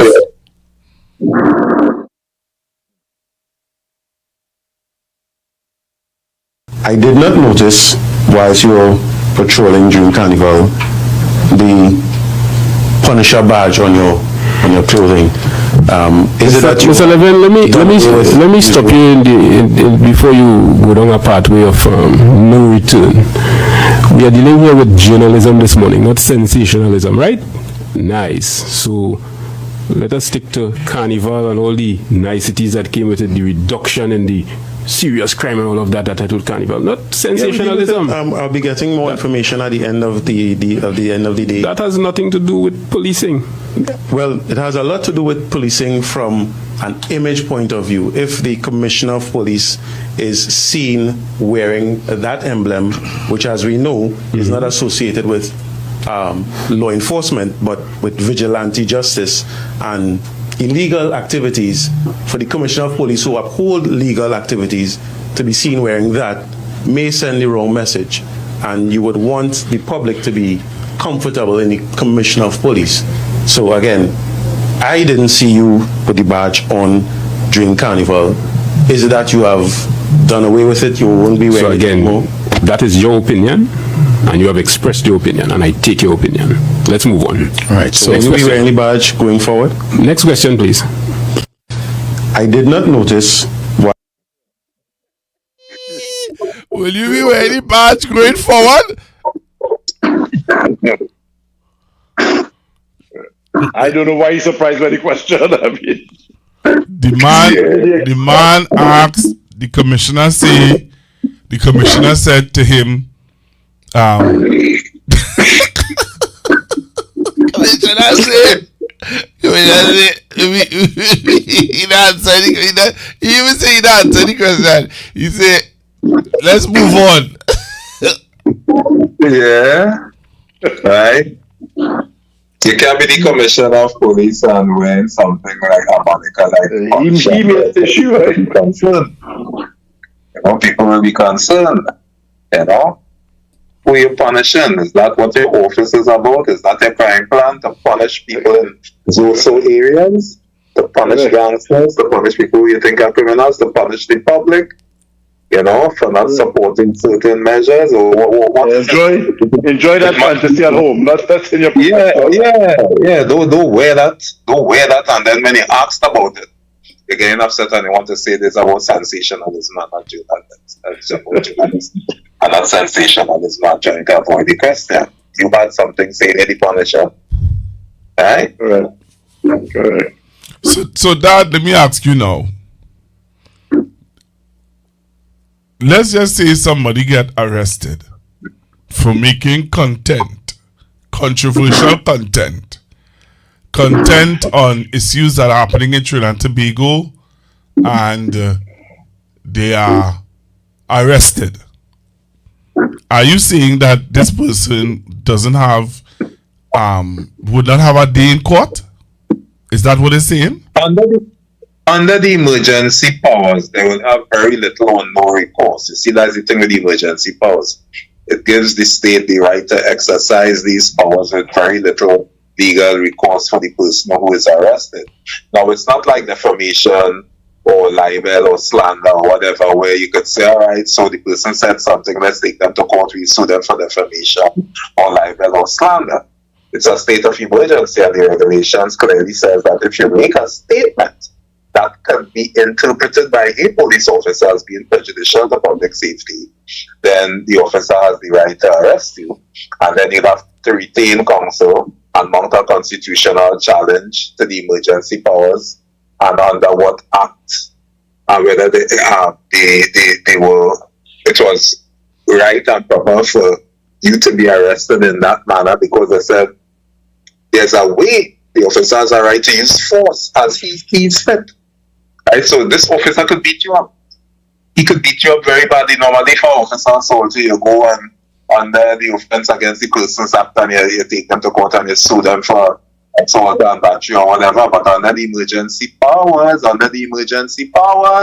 because there's a state of emergency in the country, right, the actions of the officers and the agents of the state are enhanced with very little and a much diminished recourse to the person who is affected.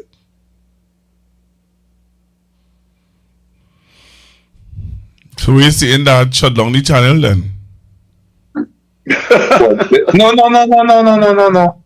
No, you see, and that is why great men and great leaders, you see Nelson Mandela and even some of these leaders who they took their chances, Martin Luther King, all of them, Marcus Mosiah Garvey, they made jail time, you know. They made jail. It wasn't a state of emergency, but you have to make up your mind. Because a guy called me and he said, McKenzie, let's go and organize a march, the state of emergency done. And he was in the act of putting together a march from Togo to Port of Spain. He said enough is enough. And then the state of emergency came. He said, McKenzie, but we can't march again. Right? What I'm saying is fellas like Mahatma Gandhi and them will march and get arrested. And when they get arrested now, everybody in the country is now alerted to it. Alerts everybody to it. So everybody's saying, what, they're locking up people now? And so it becomes a national furor is made over it now. And the state now, has to rethink its position because the public is now incensed because people being arrested. And so you create that situation. You walk right into the trap and become trapped and get arrested. And then the situation comes to the front. People stop sleeping on themselves and stop sleepwalking through this term of government by this government, you know. And they say, okay, there's a serious thing to deprive people of their own. But if everybody's scared to go out there, everybody powering their phone, nobody wants to do a podcast again, nobody wants to say anything, then the state would have achieved its objective of scaring the public into silence. That is what the whole thing is about, you know. I think this Zoso bill is worth getting locked up for, to be honest. For the protection of people's civil rights that so many of our ancestors died for and marched for and pled for. I think that is worth getting locked up. People have seen my challenges with the current Speaker of the House, and I can't say too much about it. But I am totally unafraid of being kicked out of the Parliament for the right reason. Because there's some issues that you just have to stand up for. You're just not going to allow people to just get away with foolishness and think that it's okay over and over and over. You know, I don't know if as Trinidadians we are made of that type of metal though. You know, we kind of look forward to. You know, some of us are. Keep watching. Yeah, you know, and those of us who aren't, we have no support because we're in the minority. So you say, let's go and march, and 2,500 people say yes. And when you show up, is you alone with a mic.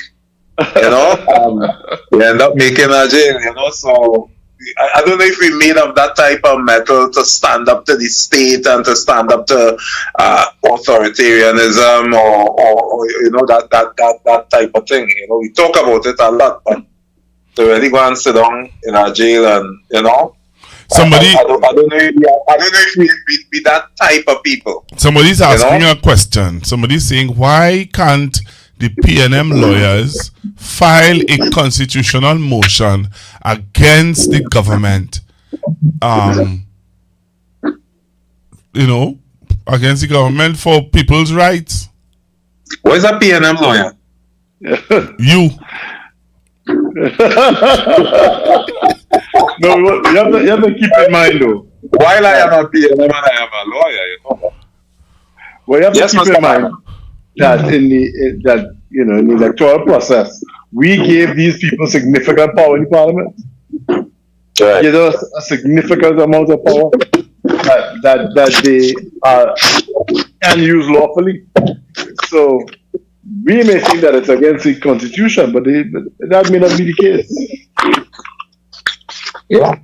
And then you would have expended a lot of time and energy to go before the courts for something that it isn't worth it, that time and energy. So what do you think, Dad? What do you think about what? You're telling me you went all around the Mulberry bush to tell me that I should not suspend the page until after the SOE. So how should I go about now informing the viewers and listeners about current affairs that's happening in Trinidad and Tobago? No, I don't think you should stop your podcast. I don't think people need to hear your voice. I don't think you're at risk for your podcast is at risk. I don't believe that even your most vocal guests, whether it be Mr. Dindial or myself, would say anything to jeopardize your podcast or would fall within the four corners of the emergency powers. No, I don't think so. I think you're doing a great job. And I know you have a lot of listeners tonight. All right, and I don't know why they're not calling in. But I think a program like what you're doing is what is needed. We need people to be informed. People need to be informed. And in this world where there's so many different avenues where people can consume content, you have to be able to reach people where they are. And I think that this show does that extremely well, for its audience. So I think you need to keep doing what you're doing. Okay. All right. So we're taking calls 464-7003, 464-7003 for those of you who want to call in and share your views. Let me see if I have any voice notes. People, we're talking. People call. Already see it just now. People frightened out here. People are afraid. You understand? Because we might be thinking, but how we get no calls? Because people saying and saying, oh, they hear what I'm saying about them, me, not me now. Them could come and find me in my place here and deal with me. Yeah. People are genuinely worried. People are genuinely concerned. That's what constitutional rights are all about. You have a right to an opinion. You have a right to say you dislike this government. You have a right to protest. You have a right to an attorney. Your right to remain silent. All of those things are rights that you have as a citizen of Trinidad and Tobago, and no government should be allowed to take those rights away. Unless in very, very extreme circumstances, and those circumstances do not exist. Yep. Let's take this call.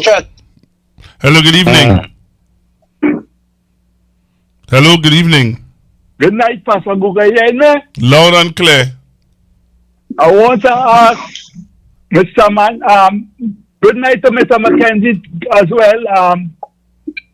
Yes, good night. I want to ask Mr. Manning, the election petition that UNC did fail. I want to find out if they pay any money at all to the PNM or what the PNM is doing about it. All the elections, they're supposed to pay the PNM money. All the election petition that is lost. I want to find out from them, from Mr. Manning, if they pay any money or what the PNM is intended to do about it. All right, sir. I'll ask him for you. Yeah, I'll listen to the program. All right. So, Mr. Manning, the gentleman wants to know about the petitions that the PNM would have won in the court. Has the PNM gotten any money from the UNC? Of course not. No, we haven't. No, we haven't. I don't have the details on that. I'll leave that to the attorneys. But I can say that we have not received a cent from the UNC today.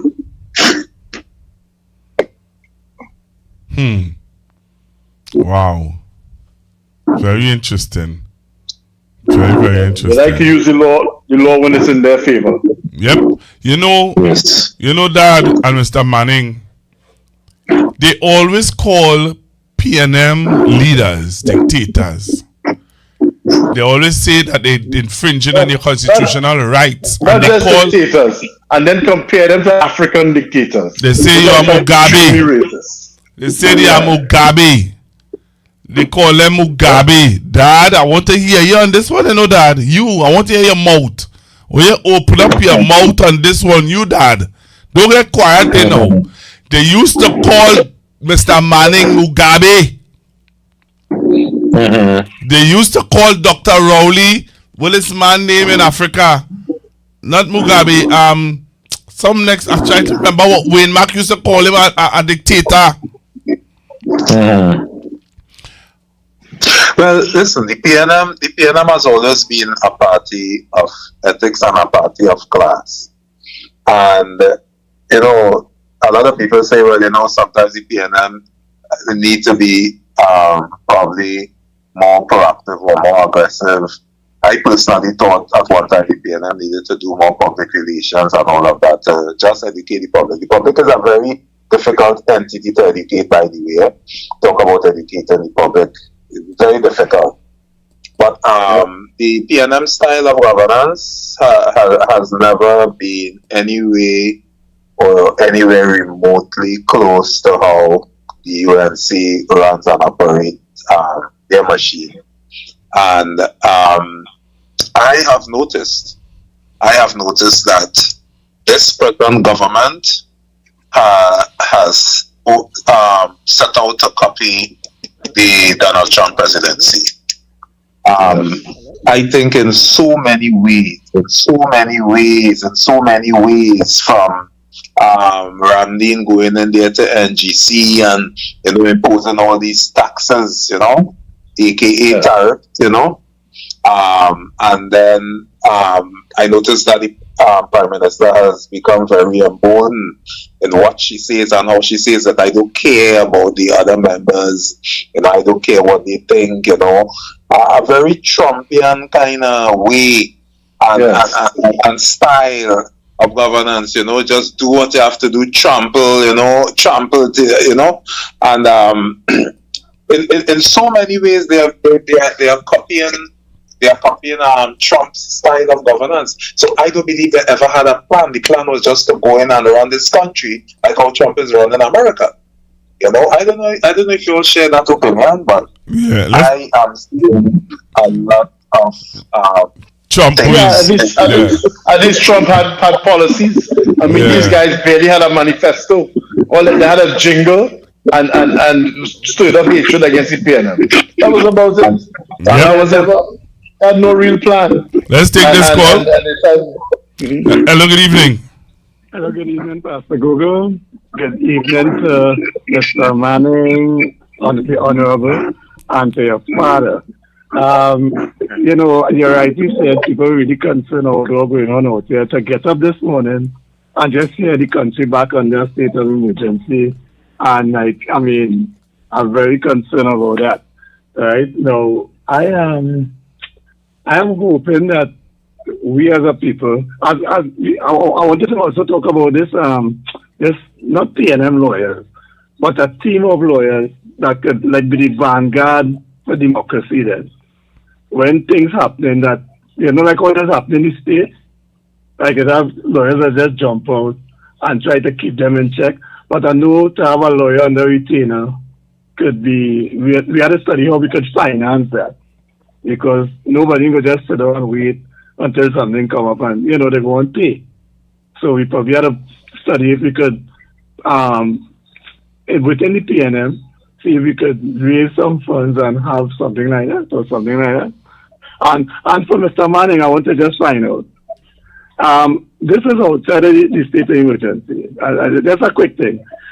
This whole thing about the Auditor General, what's the last thing about that? Because they still had that hanging, like if PNM thief money and all this kind of thing, and they just still use that as, you know, I think we were asking with that. All right. I think we've explained that a million times. There's no money that was ever missing or stolen. There's nobody could steal $2 billion they were talking about and still be walking free. There are several members of the current government who are out on bail.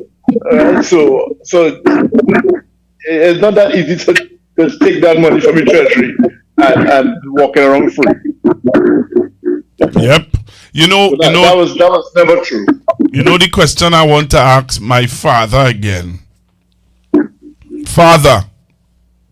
Yes, son.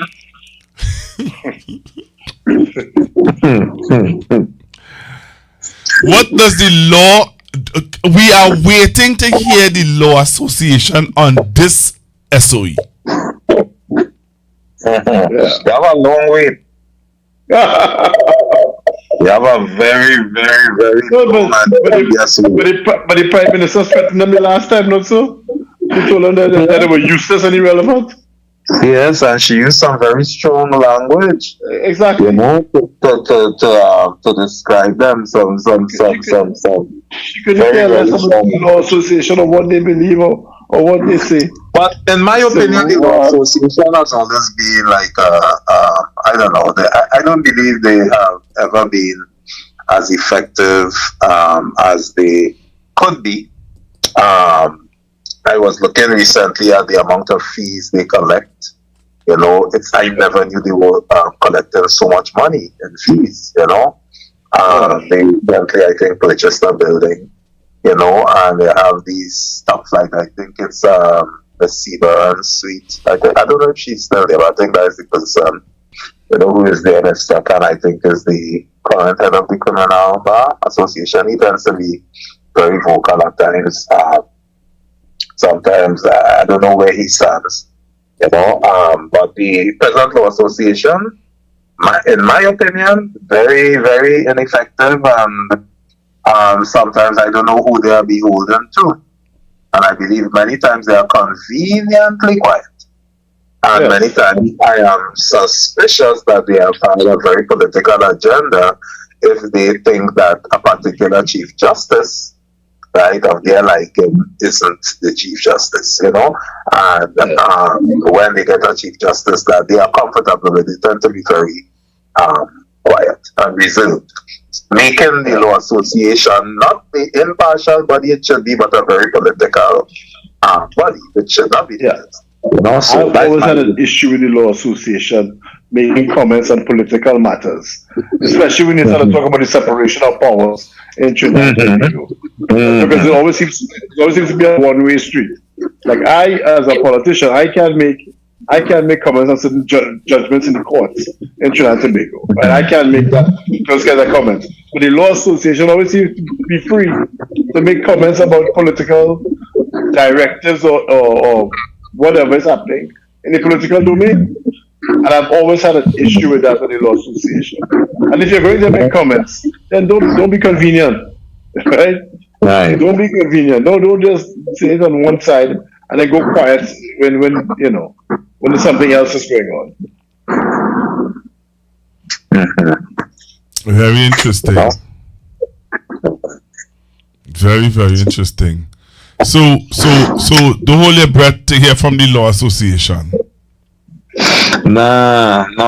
You see, they celebrated they had a big thing recently to celebrate the life and the legal career of the former Chief Justice, Mr. Ivor Hachi, and they celebrated him. I believe it is very, very at times racially divided country that we live in. There would be PNM judges and UNC judges, PNM lawyers and UNC lawyers. Right? And as long as we have that going on, and you find very few people who are impartial and who could see things clearly, and everything would be seen through political eyes, and that would be a problem. So if it is that the president of the Law Association is somebody who the Prime Minister believes is of a PNM ilk, then we would have a problem and they would go to war with that particular Law Association president, you know, who would now have to mark everything that she says, you know, and be careful to dot her I's and cross her T's because the Prime Minister made these remarks about her and has publicly shown that she's not supportive of the views and ideas of this particular Law Association president. But if it is the Law Association president is one who the Prime Minister endorses, then they would have that camaraderie and share the same views politically, and you wouldn't find that tension going on. So at times it can be a very, very politicized body, you know, and have an issue with that. So let me ask you this then, because I'm seeing where there are some unions who are gearing up to protest. So we have the teachers who are looking to protest. We have the nurses who are looking to protest. Yeah, but they're protesting for money. That's the problem. That's all that they want to protest for. What about their rights? What about they increase retirement age to 65 without any consultation? Well, why is it always just money? It can't just be money. Your rights are at stake here. They won't protest for that. But what the 5% increase don't mean nothing if you can't leave your house, you know. It doesn't mean a thing. Very true. Very true. So who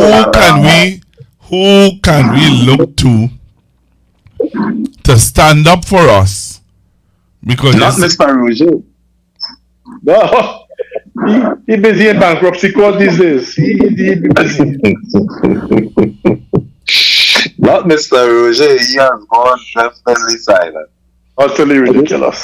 This country is something else, you know. This country is something else, you know. This man has been silent through some of the most turbulent and ridiculous times the UNC has dragged us through.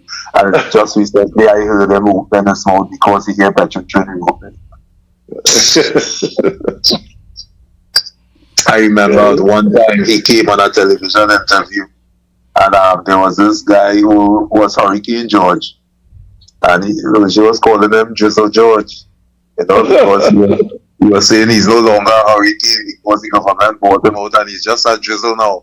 I remember Roger, you know, and McLeod and them fellas talking and being vocal and challenging his what I want Roger to tell people of this country is how much he was paying himself, or how much they were paying him as in the OWTU to mismanage the organization's money. That's what I want. Oh, you don't want to hear that figure? Yeah, trust me, you don't want to hear that figure. I want the country to hear it. I want the country to hear exactly that. They are not poor men, you know. What they were paying themselves to totally mismanage and bankrupt the OWTU. That's what I want to come out and tell people. Yes, the union men's salary. Come out and tell us. Come out and tell us. You will hear that. You mean they don't want to tell us? I want to hear. Yeah. I wish the country could hear it too. So what you are saying to the nation in essence, what you guys are saying to the nation in essence, is that we just have to be like sitting ducks and wait for whenever this government decides to cut one of our necks? Well, Dad? As I said, I don't know that we are a country. I remember it had a guy, I can't remember his name, but maybe Mr. Madden could help me, or maybe you could help me too, son. He went and he protested on the steps of the Hall of Justice and he fasted. Wendell Eversley. No. He was an NER minister. Right. Always calling for national national service. Right. He sat on the steps of the Hall of Justice and fasted himself almost to death. Guys who are willing to do that type of thing. I don't know how much of them we have in this country. We had Mr. Kubla Singh who had an issue and he decided to fast. And one morning I'm listening to what was then the JW and Blaze program. To show you Trinidad, I mean, we just are people of levity and we make light of everything. And I remember JW making a joke and saying he passed by Kubla Singh and Kubla Singh was eyeing a cricks, 2 o'clock in the morning. And I say, but these fellas making light of this man's fast. The man is, he's seeing something taking place and he's protesting. But again, I don't know if we are people like that who appreciate the Mandela types who will go and sit down in a jail for 27 years for country. You know, I don't know that. I think, as Mr. Madden right, he said everybody study in their own pocket. And as one of my favorite comedians, George Carlin said, he said politicians come from among the people. So if the politicians are greedy, then the people are greedy. Politicians don't fall out of the sky. The politicians are a reflection of who the people are. And I remember when I had hair, I was getting a haircut, and the barber said, he said, you know, boy, here, if I get in power, I real thiefing. And I stop him. I say, what kind of statement is that? He said, but everybody thiefing. And then I realized that maybe that is who we are. Alright, and all the other barbers agreed with him. And they were celebrating and saying, hey, see them fellas, and they called a few names, them men smart. You know what? Yeah. When you are not a thief, they don't call it, they will never, when you are not a thief, they don't call you smart, you know. If you're not touching the public purse, you're stupid. You're foolish. You're touching the public purse, all of a sudden you're smart until you get charged. You're smart until you get caught. You're smart until you end up in the PRCO investigation, going back and forth before the court for the past 30 years. So let me go ahead with that. Everybody's smart until you get called by the U.S. Justice Department, and then you can't travel, you can't leave the country. Everybody was riding high. Everybody thought it was okay until it wasn't. So let them go ahead. I thiefing too. I was very incensed at that statement. You know, you see, if I get in power here, me is stupid. I take into everybody thiefing. So we have that part of our mentality too. You know, so you know, somebody said, that's why they will put some of these guys in office to begin with. People who just have no business being in public office. Are there because people. So somebody send the name of the politician. That is Mr. Lincoln Myers. Lincoln Myers. That's it. Yes. That is the man. You know? So that he fasted against corruption. Right. You know, we have little trickles of them ever so often. A Lincoln Myers or Wayne Kublal Singh would come along and think. But I think in Trinidad, every group is for themselves. You know, you have the little 1% when they're ready and they get put in anyway. They have their little vigil along the savannah with their little candles. Right? And people who look like them, they come around, they walk along the savannah, they do a little 5K, and they have their issues resolved. Alright? And if it's another ethnic group and they believe they've been hurt in any way, then they're people of like skin and like hair or whatever. They come out, they have another thing. You know, very selfish. I don't know if we have that type of Trinidadian who is willing to say, here, what, I'm for every Trinidadian and I'm willing to make a jail. You know, I'm willing to launch a protest or do a march, you know, for Trinidad and Tobago, not country, not party, not affiliated. You know? Yeah, I don't know that we have that type of citizen or that type of citizen exists anymore. Here what I want to find out from you now. I want you and I want Mr. Manning to listen carefully here, Mr. Manning. Listen how we're going to answer this, Mr. Manning. Mr. Manning. I'm listening carefully. Listen to how my father is going to answer this question that I'm about to ask him. Dad. Yes. What is your view on this? What is your view on this situation that the world has found itself in with Iran and Israel, with America and Israel and Iran? You want just a general view on it, or you want me to deal with Sean Sobers? No, I don't. Mr. Manning, you see what I tell you? Listen to his response. I don't know where Kamala finds Sean Sobers. What is this man's frame of reference in relation to geopolitics? Yeah, it's sad that she pushes these guys. And inexperienced out in front of taking the shots she should be taking. Yeah. right, if you supporting America's war on Iran, why you have to say it? Why you have to come out and say something like that in the first place? Just be quiet. Just be silent, okay? So we we don't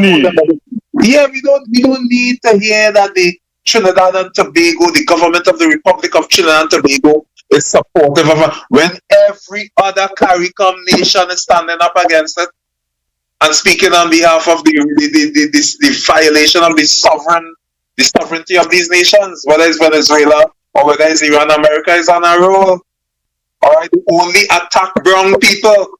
They don't attack white people. When let's say America attack a white country, when let's say America attack France, right, or Switzerland, Finland, Iceland, Norway, Denmark, Sweden, Russia, right, they're breaking all the rules, right? They only attack brown people. Iran, Iraq, Syria, Yemen, Libya, all right? And they only attack brown countries and brown people who have resources that they want. You step out of the ring and breaking years of CARICOM unity and say that stand alone, and you know, and then this young fellow who I don't know, right? Well, you know, we support America's invasion of Iran. I have no problem with that. I think Dr. Amy Brown, who was your guest last night, that is a politician who has a good handle on international affairs and, you know, international relations and the goodwill between countries around the world. He's an excellent diplomat. All right, and he's very versed. His frame of reference on geopolitics is very good. I don't know where Kamala from, but short so bad. All right, that being said, I just had to get that off of my chest. All right. I know you have to get that off of your chest. I know that totally inexperience. And they keep pushing him out front to take these shots. Yes. And he's the one getting blamed for it. And while they protect the person who is the originator of the idea in the first place. Wow. Yes. So, but the geopolitics of it now, Dad. What is your thought? I know that you already shared that. Hey, this is the mindset. And I heard shockingly, Mr. Manning, I heard Senator, what's his name? Oh gosh, what's his name now, boy? One of the UNC senators, he's a Muslim.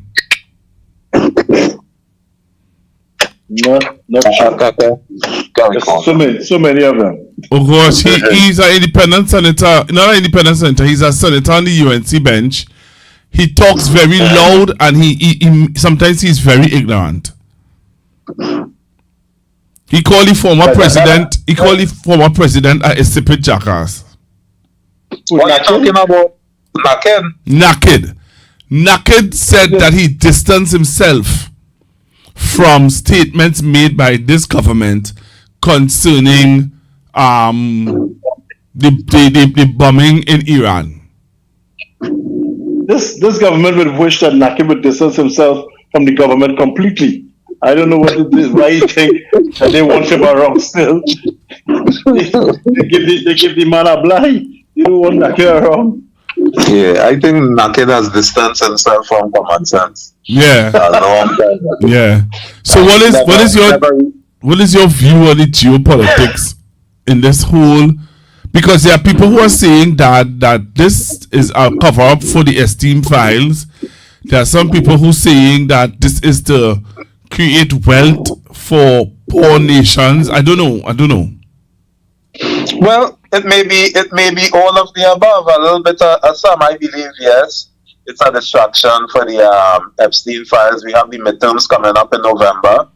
Do you think that Trump will win? No, he will lose. And he will become a lame duck president. Dad, you know your mouth. You know you just say things and it's come to pass. You're sure. It's political steam. I've seen it in the past few weeks. For the first time, I see him losing steam. Before, they were justifying anything he did with almost religious fervor. but it's the first time I see him actually lose, especially when the Supreme Court ruled against those tariffs. It really put a hole in his economic plan. And I think he is damaged at this point. Because for a while he has had SCOTUS in his pocket, right? Clarence Thomas, the longest serving judge on SCOTUS, and then the other ones whom he appointed, he had them, they were just supporting him all along, and then they came and they hit him hard with the tariffs, and he said he's going to find other laws to get around it. But he's facing being a lame duck president after November, which means he will have very little effect. He won't be able to do much. And I believe he senses that, so he's just trying to do that all he could do before November to leave a proper legacy for himself, and try to avoid being impeached, because if he is impeached, and I don't know that. I don't know that he would go to jail or whatever, but he could. That's the last thing he wants. I believe that it's all of the above. The traction for the Epstein files, he's facing a defeat coming up in November in the midterms. He's facing being a lame duck president for the final 2 years of his presidency. He cannot run again. They were looking for loopholes to see, well, he didn't have 2 consecutive terms. There was a gap in between, so because of that, he could have a third term. They failed on that constitutionally. He cannot be the president after that would be 2028, I think it is. So I believe these wars that he started, he's trying to secure a name and a legacy for himself, and hopefully make America great by making other countries because what he's done to Venezuela, a lot of these executive orders that he's been signing, the Supreme Court curbed that too. They said he can't really just go in and just be signing these executive orders without congressional approval and operating like that. America gives a lot of sweeping powers to their president, but he has really overstepped his authority a lot. And I believe the next president of the United States is Gavin Newsom, which brings us to the fact that the United States president would be changed before 2030. So Kamala's sycophancy, right, if there's such a word, but a very sycophantic behavior, to the United States, sucking up to them and, doing their bidding and siding with them and supporting them with everything, that they do. We have to be careful with that, because come 2028, Trump wouldn't be there, Marco Rubio wouldn't be there, they'd have Gavin Newsom, coming in as the new president, and she would have 2 years again.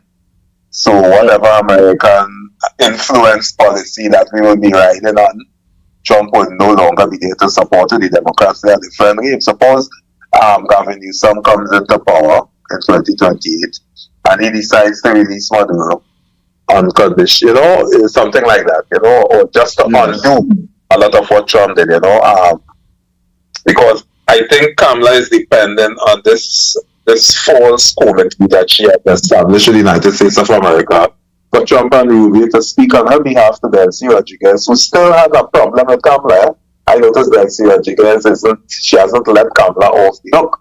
So drug and gas is supposed to be the fruit, right, born out of this relationship, with Donald Trump at the United States of America. So hopefully Trump and Rubio would talk to Ms. Rodriguez, and she would soften her position and get the drug and gas deal going.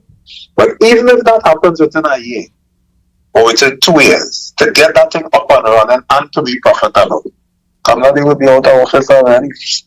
So I do know that it is a politically viable position to take, for the UNC to take, to be this blindly supportive of the United States of America, and proclaiming it every Monday morning. We support what they do anywhere they attack. We support the attack. Gotta be careful of that. That government going on change. Trump going home in 28. Dad, are you sure about what it is you are saying? Because let me tell you something, you don't know what could turn. You know the turn of the tide. Something could happen. Yeah, Pastor Google, I share your view. I am not so certain of the Democratic Party in the United States, because I felt the last election they shouldn't have lost, but they went on a road that made sure they couldn't win. Whoever designed their strategy over the past few years, I mean, it didn't make any sense. Nobody subscribed to many of the woke policies that have been promoted by the Democratic Party. I think finally they've gotten rid of much of that, and that's to their benefit. Newsom is maybe the person they want, but there's still a lot of Americans who are firmly behind, if not Trump, the Vance, the vice president. You know, and in my mind, Vance is the kind of president that the Democratic Party used to produce. He was from a rural America. He went to an Ivy League school. He became an attorney. He pulled himself up by the bootstraps. He worked. He has a multiracial, a wife of Asian descent, and he's an extremely intelligent man. They're going to have a very difficult time beating Vance if he is the next Republican candidate. And if you look at the problem with Newsom, it's his record in California.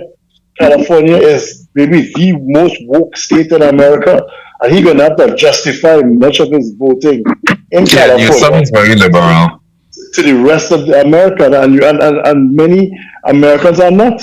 And that is what has been tearing, is the civil war in the Democratic Party that has been tearing them apart, because now they have these progressive Democrats, and then they have the centrist Democrats. And democracy is designed to benefit people in the middle and to punish extremists.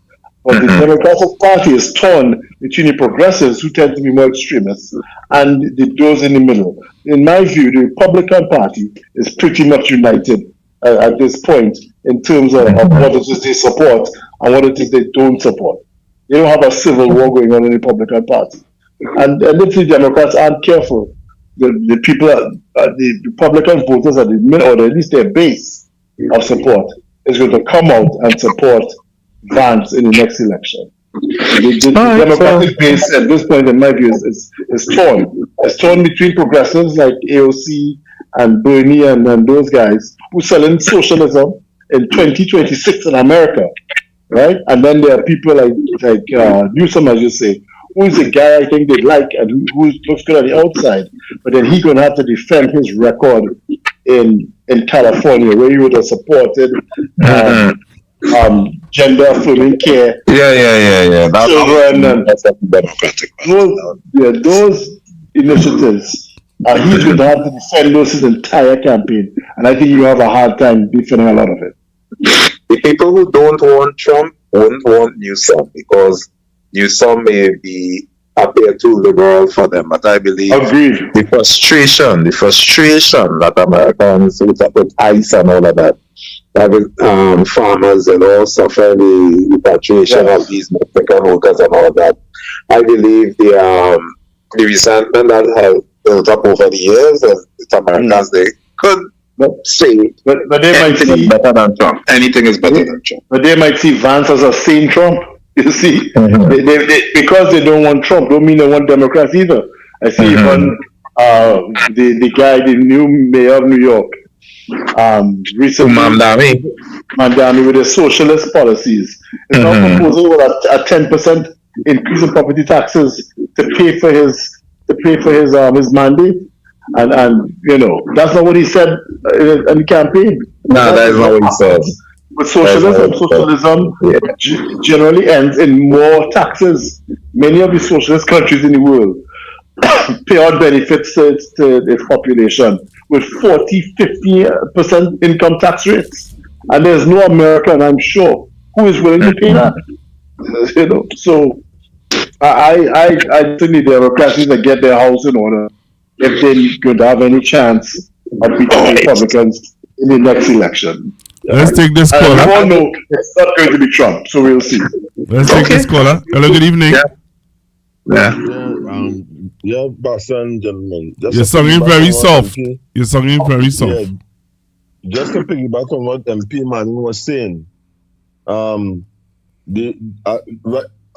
you all know, Representative Crockett is running for a Senate seat, or trying to run for the Senate seat in Texas.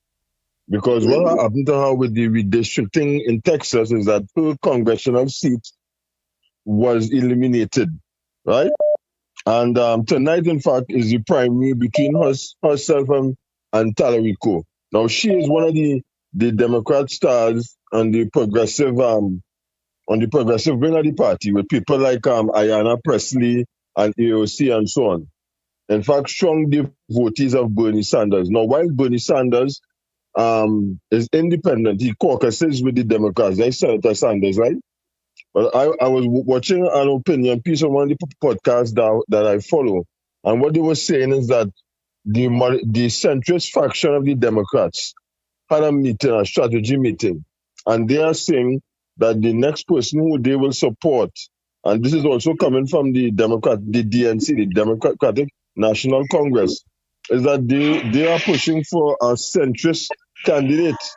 And as you all know, one of the people who was on Kamala Harris's shortlist was the governor of Pennsylvania, now running for re-election. That is Shapiro, who was the former Attorney General. And he is someone they are looking at. They're also looking at the governor of Maryland, Wes Moore. But I'm saying, in terms of the backlash with Kamala Harris and with Mr. Obama, I don't think America would be like another black president in our lifetime. And I'm saying, I don't think the Democrats can afford to put up a candidate of color or even a female candidate at this point. Correct. And the thing about it is that they have to get a person there who will maximize their votes in the next election. Correct. And I think that while Shapiro is Jewish and there's a large Jewish lobby, remember American politics is funded by all these PACs, and the biggest PAC out there is the APAC. That is the Jewish PAC in terms of raising funds and so on. And Shapiro has already indicated that he will not take their money. You understand what I'm saying? So for him to get over the hump in terms of raising money, that's the problem that the Democrats will have. You see, and what's happening with the Republicans too? The Republicans have all the tech bros on their side. The Google CEO, Facebook, Zuckerberg, and all of them, Jeff Bezos, and they are willing. And then also you have the Heritage Foundation, right? Whose stated aim is to push a conservative lobby and finance it. And while I'm saying that Trump is on his way out, and Trump is not the ideal candidate, but the thing behind them is the Project 2025 agenda, which is white supremacy. And what they fear most of all is the browning of America. You see that statistic that says by 2050, whites will be a minority. That is all they are concerned about. You understand? And look at something as this. Now the Electoral College is now an anachronism, because when it was the 13 colonies, the Electoral College was the system they used instead of first past the post. But the Electoral College has become so outdated that now California, the largest state and the largest state by population, only has 2 senators, right? And Washington, D.C., which has been lobbying for so long to become a state, still, they don't want them to come in because it was mean that they will have 2 senators who will be black, 2 representatives who will be black, shifting the power. Likewise, similarly, with Puerto Rico. They don't want to admit Puerto Rico fully. They only keep Puerto Rico as a Commonwealth because of that. Because it would mean that they will have 2 senators and 2 representatives who will be of color. And that is in let me interject there for a second, right? And I think a lot of what you're saying is absolutely accurate. But you see how divided the Democratic Party is. How many people that you think have a chance of actually winning their nomination?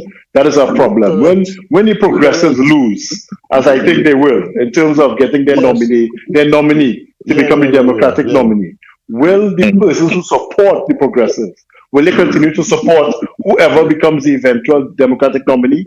And that to me is a big challenge. I think in the Republican Party, whoever they pick is going to have the full support of the Republican base. Correct. Right? And you know what There's no division there. I am seeing, gentlemen, remember at one time there was the Whig Party in the United States. The Whig Party was the forerunner to the Republicans. And I think what will happen to the Democrats is that there will be a split. And once they have a split, there are not enough people in It's the over. independent following. And that would ensure that the Republicans will remain in power. You know what I mean? Yeah, In terms of that to me is what I see. I see the Democrats having a split because of their progressives and their centrists. Yeah. And the biggest I am concern seeing- they should have is if the centrists don't get their person to win the nominee, which they most likely won't. It won't be AOC. Yeah, they won't. It won't be one of the squad or whoever. Will the people who support the progressive elements of the Democratic, will they still vote Democrat? Or will they withhold their vote? And that is a major concern for the Democratic Party. So if you see in Vance as a prospective nominee for the Republicans, who you think would be his vice president, his running mate? I'm not certain, but I don't think most Americans are going to care.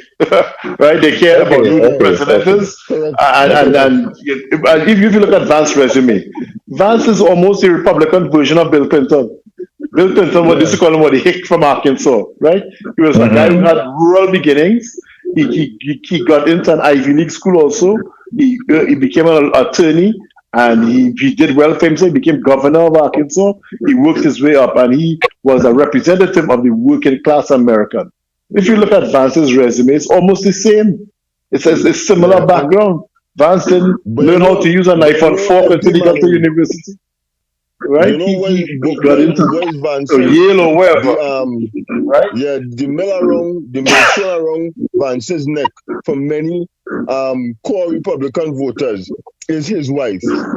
Yeah, she's Asian or Indian, right? Indo-American. She's Hindu and what's saying, she's not even. I watched that thing and I seen, you know, after Charlie Kirk's wife embraced him and so on, and Charlie Kirk's wife died, they had a whole conspiracy that he would divorce his wife, and America's a very complicated political place to survive in and to thrive. Just like Trinidad. If there's one thing I expect Republicans to do, is to be pragmatic. They've proven themselves over the years to be a pragmatic bunch. So if ignoring his wife, if they could ignore Trump's wife, who's a former stripper or whatever, I think they could ignore J.D. Vance's wife, who's currently brown. Right? I trust the Republicans to do what is in their best interest and get the job done, because that is who they have always been. They've always been a pragmatic bunch. And the Democrats have to watch the divisions and you know, you have to watch the divisions within their party, because if the progressives are allowed to get too big, and then their followers decide not to vote Democrat, that's a loss. I don't know what those Democrats were thinking with this gender affirmation care and all this thing. They went overboard with that, and the American public told them in no uncertain terms. You know, I mean, well, the Supreme Court passed a law the other day banning gender affirming care for anyone under 18, and there was no pushback at all from anyone. There was dead silence 2 years ago. If that happened, it would have been rioted in the street in America. You'd have AOC and the rest of them all up and down the place marching if the Supreme Court had done that. Now today, after last election, not a peep from anyone. It came and it went, and no one said a word. Well, that sounds like Trinidad and Tobago, so. That sounds so much like Trinidad. Yeah, but I don't know if Trump would support Vance. And who Trump supports is critical. Okay. I agree with that too. Okay. I don't know if he would support Vance. So you see. Yeah, we'll see. You see. You know, I want to thank Mr. Manning, and I want to thank you, Dad, for being on the program this evening. It's after just for you all to know, it's after 11. And you see, Pastor Google, I say I was coming on here for a short time, and you have me up here past my bedtime. My wife, all kind of thing. You always Thanks for your time. We appreciate it, Mr. Man. But always get. In fact, I'm glad you're here, sir. I can report him to you. He always gets me in trouble. I'll deal with him after the program. I mean, up past my bedtime, all kind of thing. Okay, well. Seeing that I have you up past your bedtime, Mr. Manning, I apologize, but I want to play this for you before you go, so that you can have a good laugh. I want you to have a good laugh before you go. Don't come off yet. Listen to this. I listen. I just asked the lady there. I said, were you afraid to come here? She said, no, I want my children to be able to go to school. That's enough for me. I just asked the lady there. I said, were you afraid to come here? She said, no, I want my children to be able to go to school. That's enough for me. Welcome improvement from his English.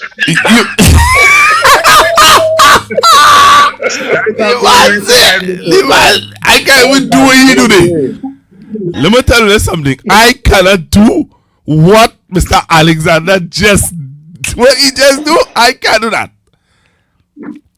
Yeah, he has the mental capacity to perform that kind of gymnastics. I'm not surprised at all. But that is the best ending to a program I've had in a long while. Oh Lord! So thank you all very, very much. And as the whole SOE unfolds, we're gonna keep you guys very close. Yes, thanks for having me. Thank you for having me. All the best, guys. All right. Yes, and all the best to you, Mr. Man. All right then. Thank God bless. you. Bye bye. All right, Trinidad and Tobago. So again, I want to say thank you to all of you for being on the program this evening with me on Constructive Talk. We had Mr. Brian Manning. We were supposed to have Commander Dindial, but I hope that all is well with him. He's a man normally joining us on Constructive Talk, but today I don't know what happened. We had Mr. Manning and we had my dad on. I think that the information was very good that they would have shared with you guys, and I hope that you guys stay tuned, because we're going to continue to bring you the information, and we want you to click on the link. I placed a link in the chat that I need you guys. It's a backup page. Just if they decide to come after this page, we have a backup page where a YouTube link where we keeping it as a family. We keeping it between us. I only have 13 persons so far that have subscribed to the page. I need all 400 and something of you to subscribe to the page before you go to bed tonight. I need you to touch subscribe to the page so that we can keep Constructive Talk on YouTube. Okay? So we're having a backup plan. And I want to thank my daughter, Diamond, for saying to me, she said, Dad, you need to have a backup plan. And my daughter would have done this page, and I want you to subscribe to it. She has set up a Facebook page for me also. So you're going to hear more about the Facebook page as well as this YouTube page. But we want you to subscribe to this YouTube page ASAP. So you're seeing the CT. So it's a orange, it's not yellow, and white. And you're going to look for Constructive Talk Network TNT. So that's what you're looking for. And you're going to click that subscribe. Once you click on that subscribe, the numbers will go up. And we only have 13 persons already subscribed to the page. And I'm asking, I'm begging, I'm pleading with you. Please let me know if you're gonna subscribe. Somebody said I did. Done. Thank you very much. So the 500 of you who are on the live now, I really plead and ask of you, if you enjoy Constructive Talk and you know that we want to have a backup page, we want to have a page where if this one is off, if they try to attempt to take off this one, we have another backup page that you can run to, and you will be able to see and hear and be able to discuss matters with me this continuing going forward. So I beg of you, I ask you, please All right, just did it. Okay, thank you very much. Done. Thank you very much. So just let me know when you do it. Let me know. Just click on it and let me know when you do it. Just come on the page now and just say to me, yes, you did it. All right. So just like how we're seeing people saying, I did it, Pastor. I did. Got through. Thank you, Pastor, Father, and Mr. Manning. Yes. My dad and Mr. Manning, and they had a time with the American politics. I'm still learning it. I'm not going to fool myself. I sat and I listened and I learned from them the information that they were sharing concerning American politics. All right. So I'm seeing some of you said, I did, done, I did it, I did. Thank you very much. Thank you very much. So just click on it, please. Go on the page and click on it and come back and let me know when you have done so. Because we really want to get that YouTube page up and running so that if they were to touch this one, we know that we have something back up that nobody needs to know about. Just us here on this page tonight. You understand? We alone know about our page and what we plan to do. All right? So again, when you tap on it, when you let me see how it's looking now. While I'm here and I'm seeing you guys letting me know that you have tapped on it and you have subscribed. Let me go on the page now. My daughter sent me the link for me to look at.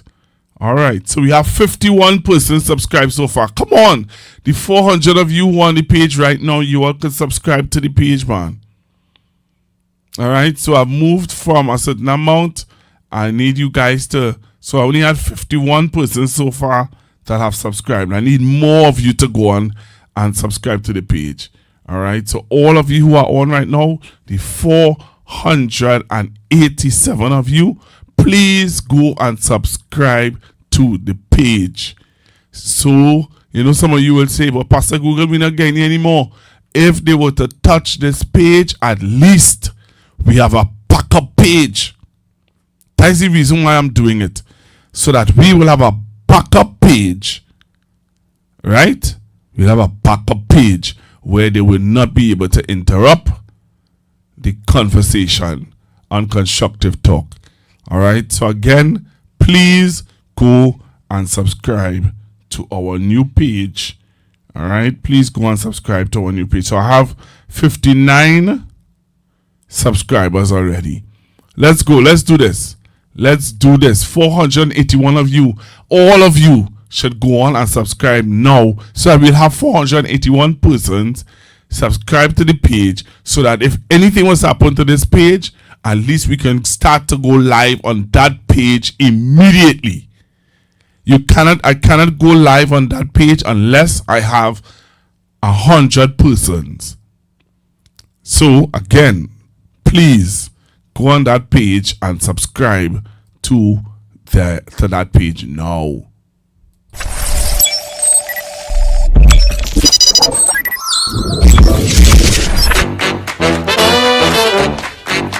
I said give me a F, and let them know that is the code.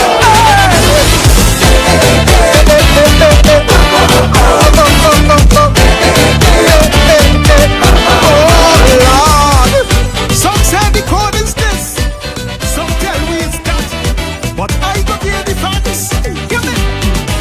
We experiencing a global phenomenon with serious issues. Mankind choose to fool around, then they go find out facing real consequences. That when you play totish games, you win foolish prizes. The mighty US of A, look how them in disarray, because they forget the first dose of madness. So with the short-term memory, they welcome back Donald T to give that fascist a second term in office. But after they take the bait and they realize where's the fate, enough of them want to change the vote, but it is too late. You see the FA, FO, see the FA, now they go FO. Plenty immigrants made their choice. Uncle Donald they supporting, but he put their support on ice and themselves he start deporting. FA, FO. I said the FA, now they go FO. But now Donald breaks in because it now so keen. He naming the Epstein files, so they now studying like they're voting a presidential pedophile. FA, FO. I said the FA, now they go FO. You see when you're ever wrong, there's no doubt. Even Uncle Sam will find out that what's sour in Bam Bam starts sweet in the mouth. When you shout F.A. F.O. I tell you that is, tell them that is the call.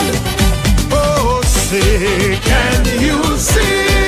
You see the call? Come in. Trinidad love all fours, you know that is the truth.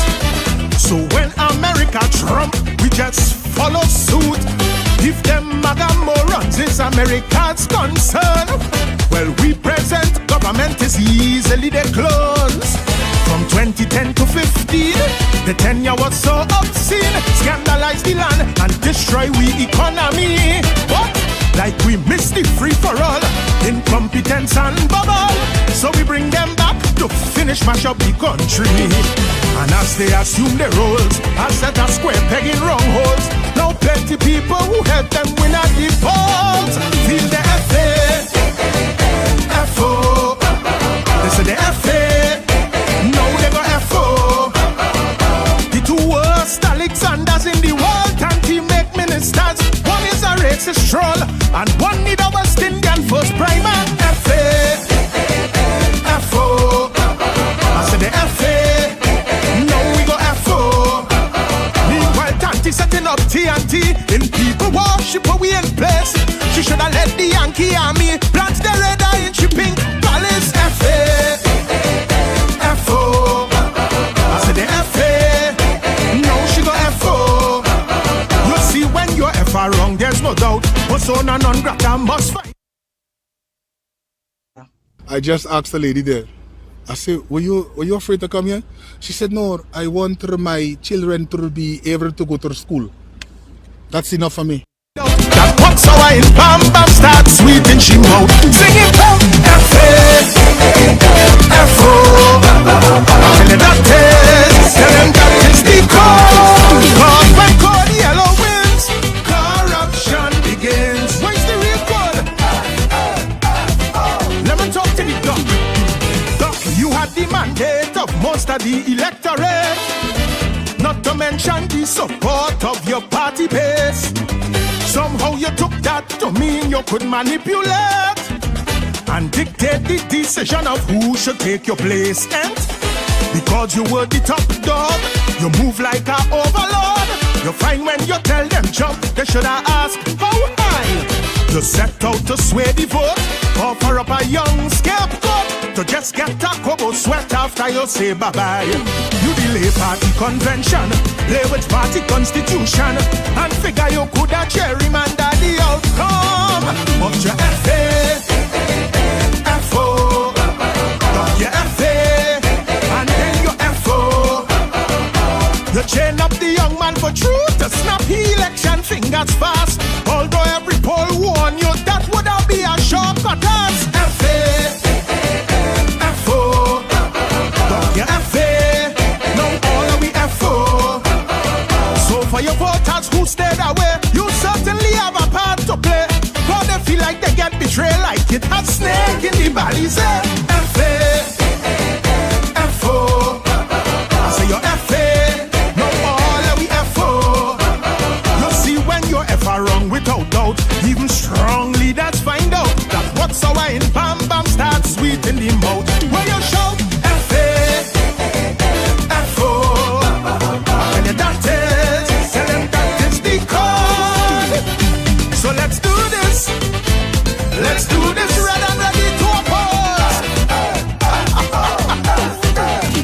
Give me a F, give me a A, another F, give me a O.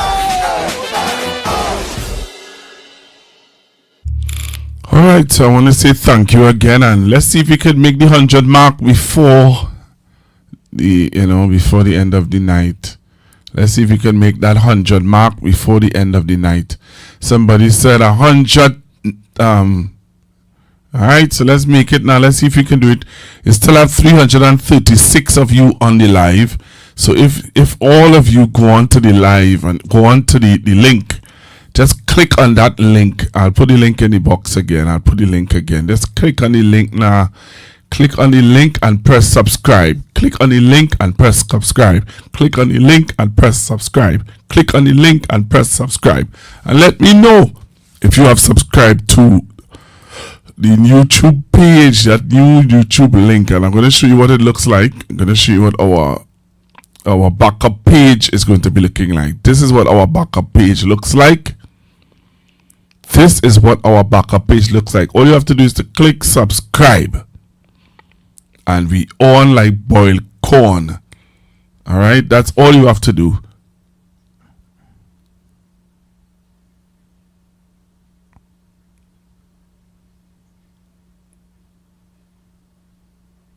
Somebody say it ain't costing you a cent. No, the patient. I'm just asking for, and for those of you who seeing this on that's people who normally will ask me to put up my banking information so that you can make a contribution towards the program in any which way you choose. Because you know there's what this, I for some of you who don't know, I don't work anywhere, you know. If you didn't know. I know after the UNC came into office, you remember they fired me from where I was working. Will they forget what? Yeah, so I'm not saying that is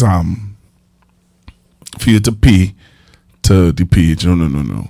So again, please subscribe to the page. Please subscribe to the page. Please subscribe to the page. Alright? Please subscribe to the page. Because you all are seeing what is happening in Trinidad and Tobago. Alright, so please subscribe to the page. Alright,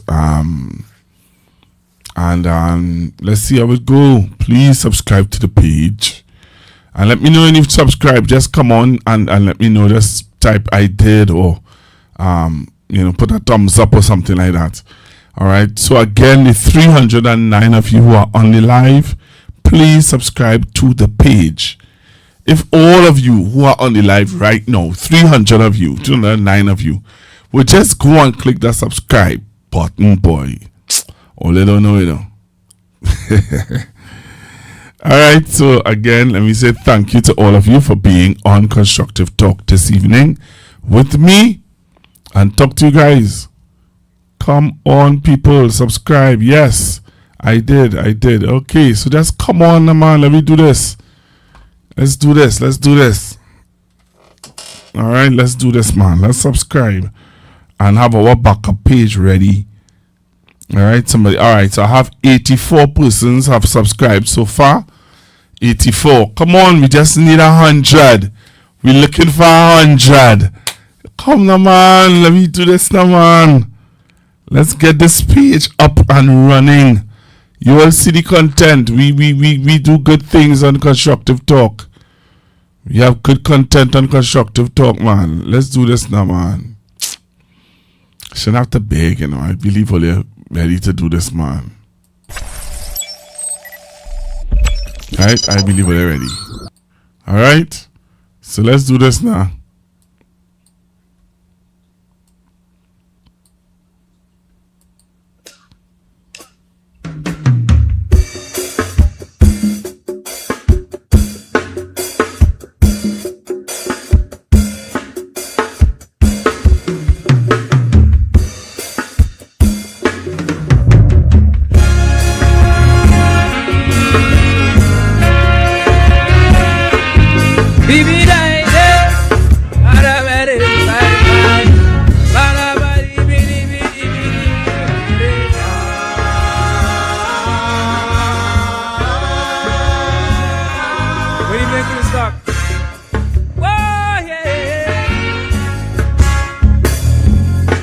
I started to run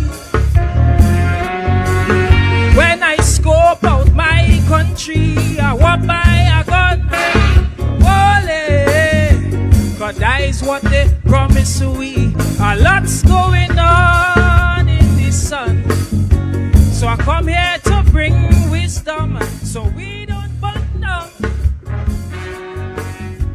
We lovely society. See, a new government has the assignment to put we country into alignment. But every time they read us with their ego, it's the vulnerable who feeling that blow. Lord, is it ignorance or is it arrogance? I don't know what to call it. All right, so we reach up to 88. Right in front we eyes, but we still want to talk about who we despise. Tell me where else can we go? If we start to mash up the good things we know. Tell me where. So we reach up to 88. I just need some more persons. All of you who are on the live, I don't know why all of you don't just go and click and come back and tell me you click. Somebody said yes, I clicked the link. Thank you very much. Absolutely great content. Thank you very much. Come on, if all of you would just go, you see the 317 of you, if you would just go and just click the link, boy.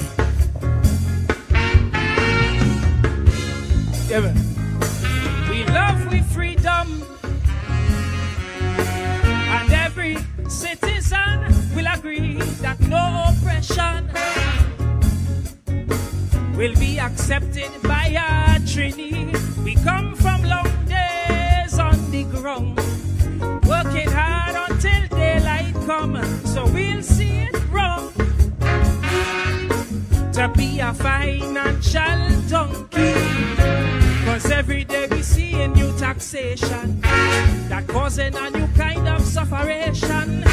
And when you don't create that irritation, you send police to fix with desperation. Lord, where's the common sense? Where's the true intent to make you think oppression is relevant? Don't be shocked, my friend, when we start to bend and you see them placards in front of the parliament. Tell me where else can we go? If we little children are not free to grow. Tell me where else can we go? If they try to ban the words in the calypso, you could try to stop social media or the taping of police murders. You could rewrite a bill like this also. But don't forget, this is Trinidad.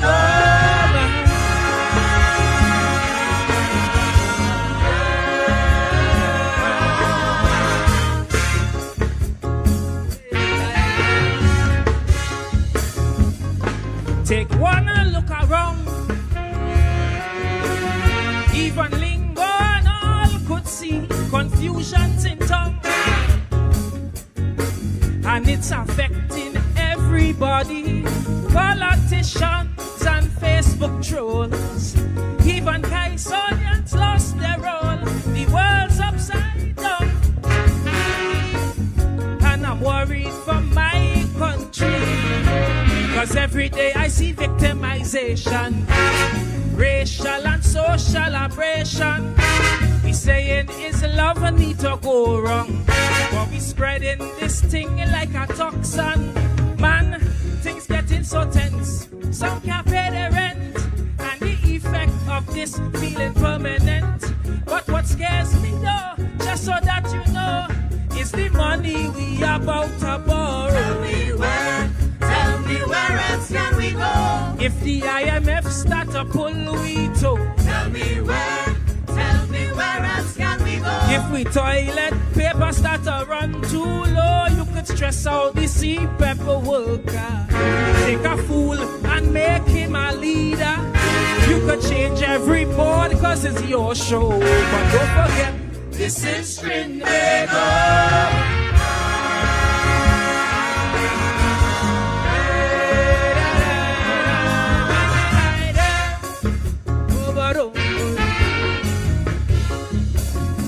I know it's good intentions. We Prime Minister have for we, but brutal measures would only cause rebellion in TNT, like what caused Cambule in times of old. And it's so the story unfold, it's that rebellion that give we people identity. So careful how you deal with we intellect, 'cause DNA remembers every aspect. Not every time we cry it's just politics. Your mind could start to play you some dirty tricks. Look, remember that honor comes before minister, and that's why we give you so much power. So don't let us down and don't let us frown. We need to see our 360 turn around. Tell me where else can we go? If your promises start to look untrue, tell me where else can we go? If your own voters losing trust in you, you could do what you want with what intent? You could bar talk the independent bench. You could change the country that we once know. But don't forget, this is Trinidad.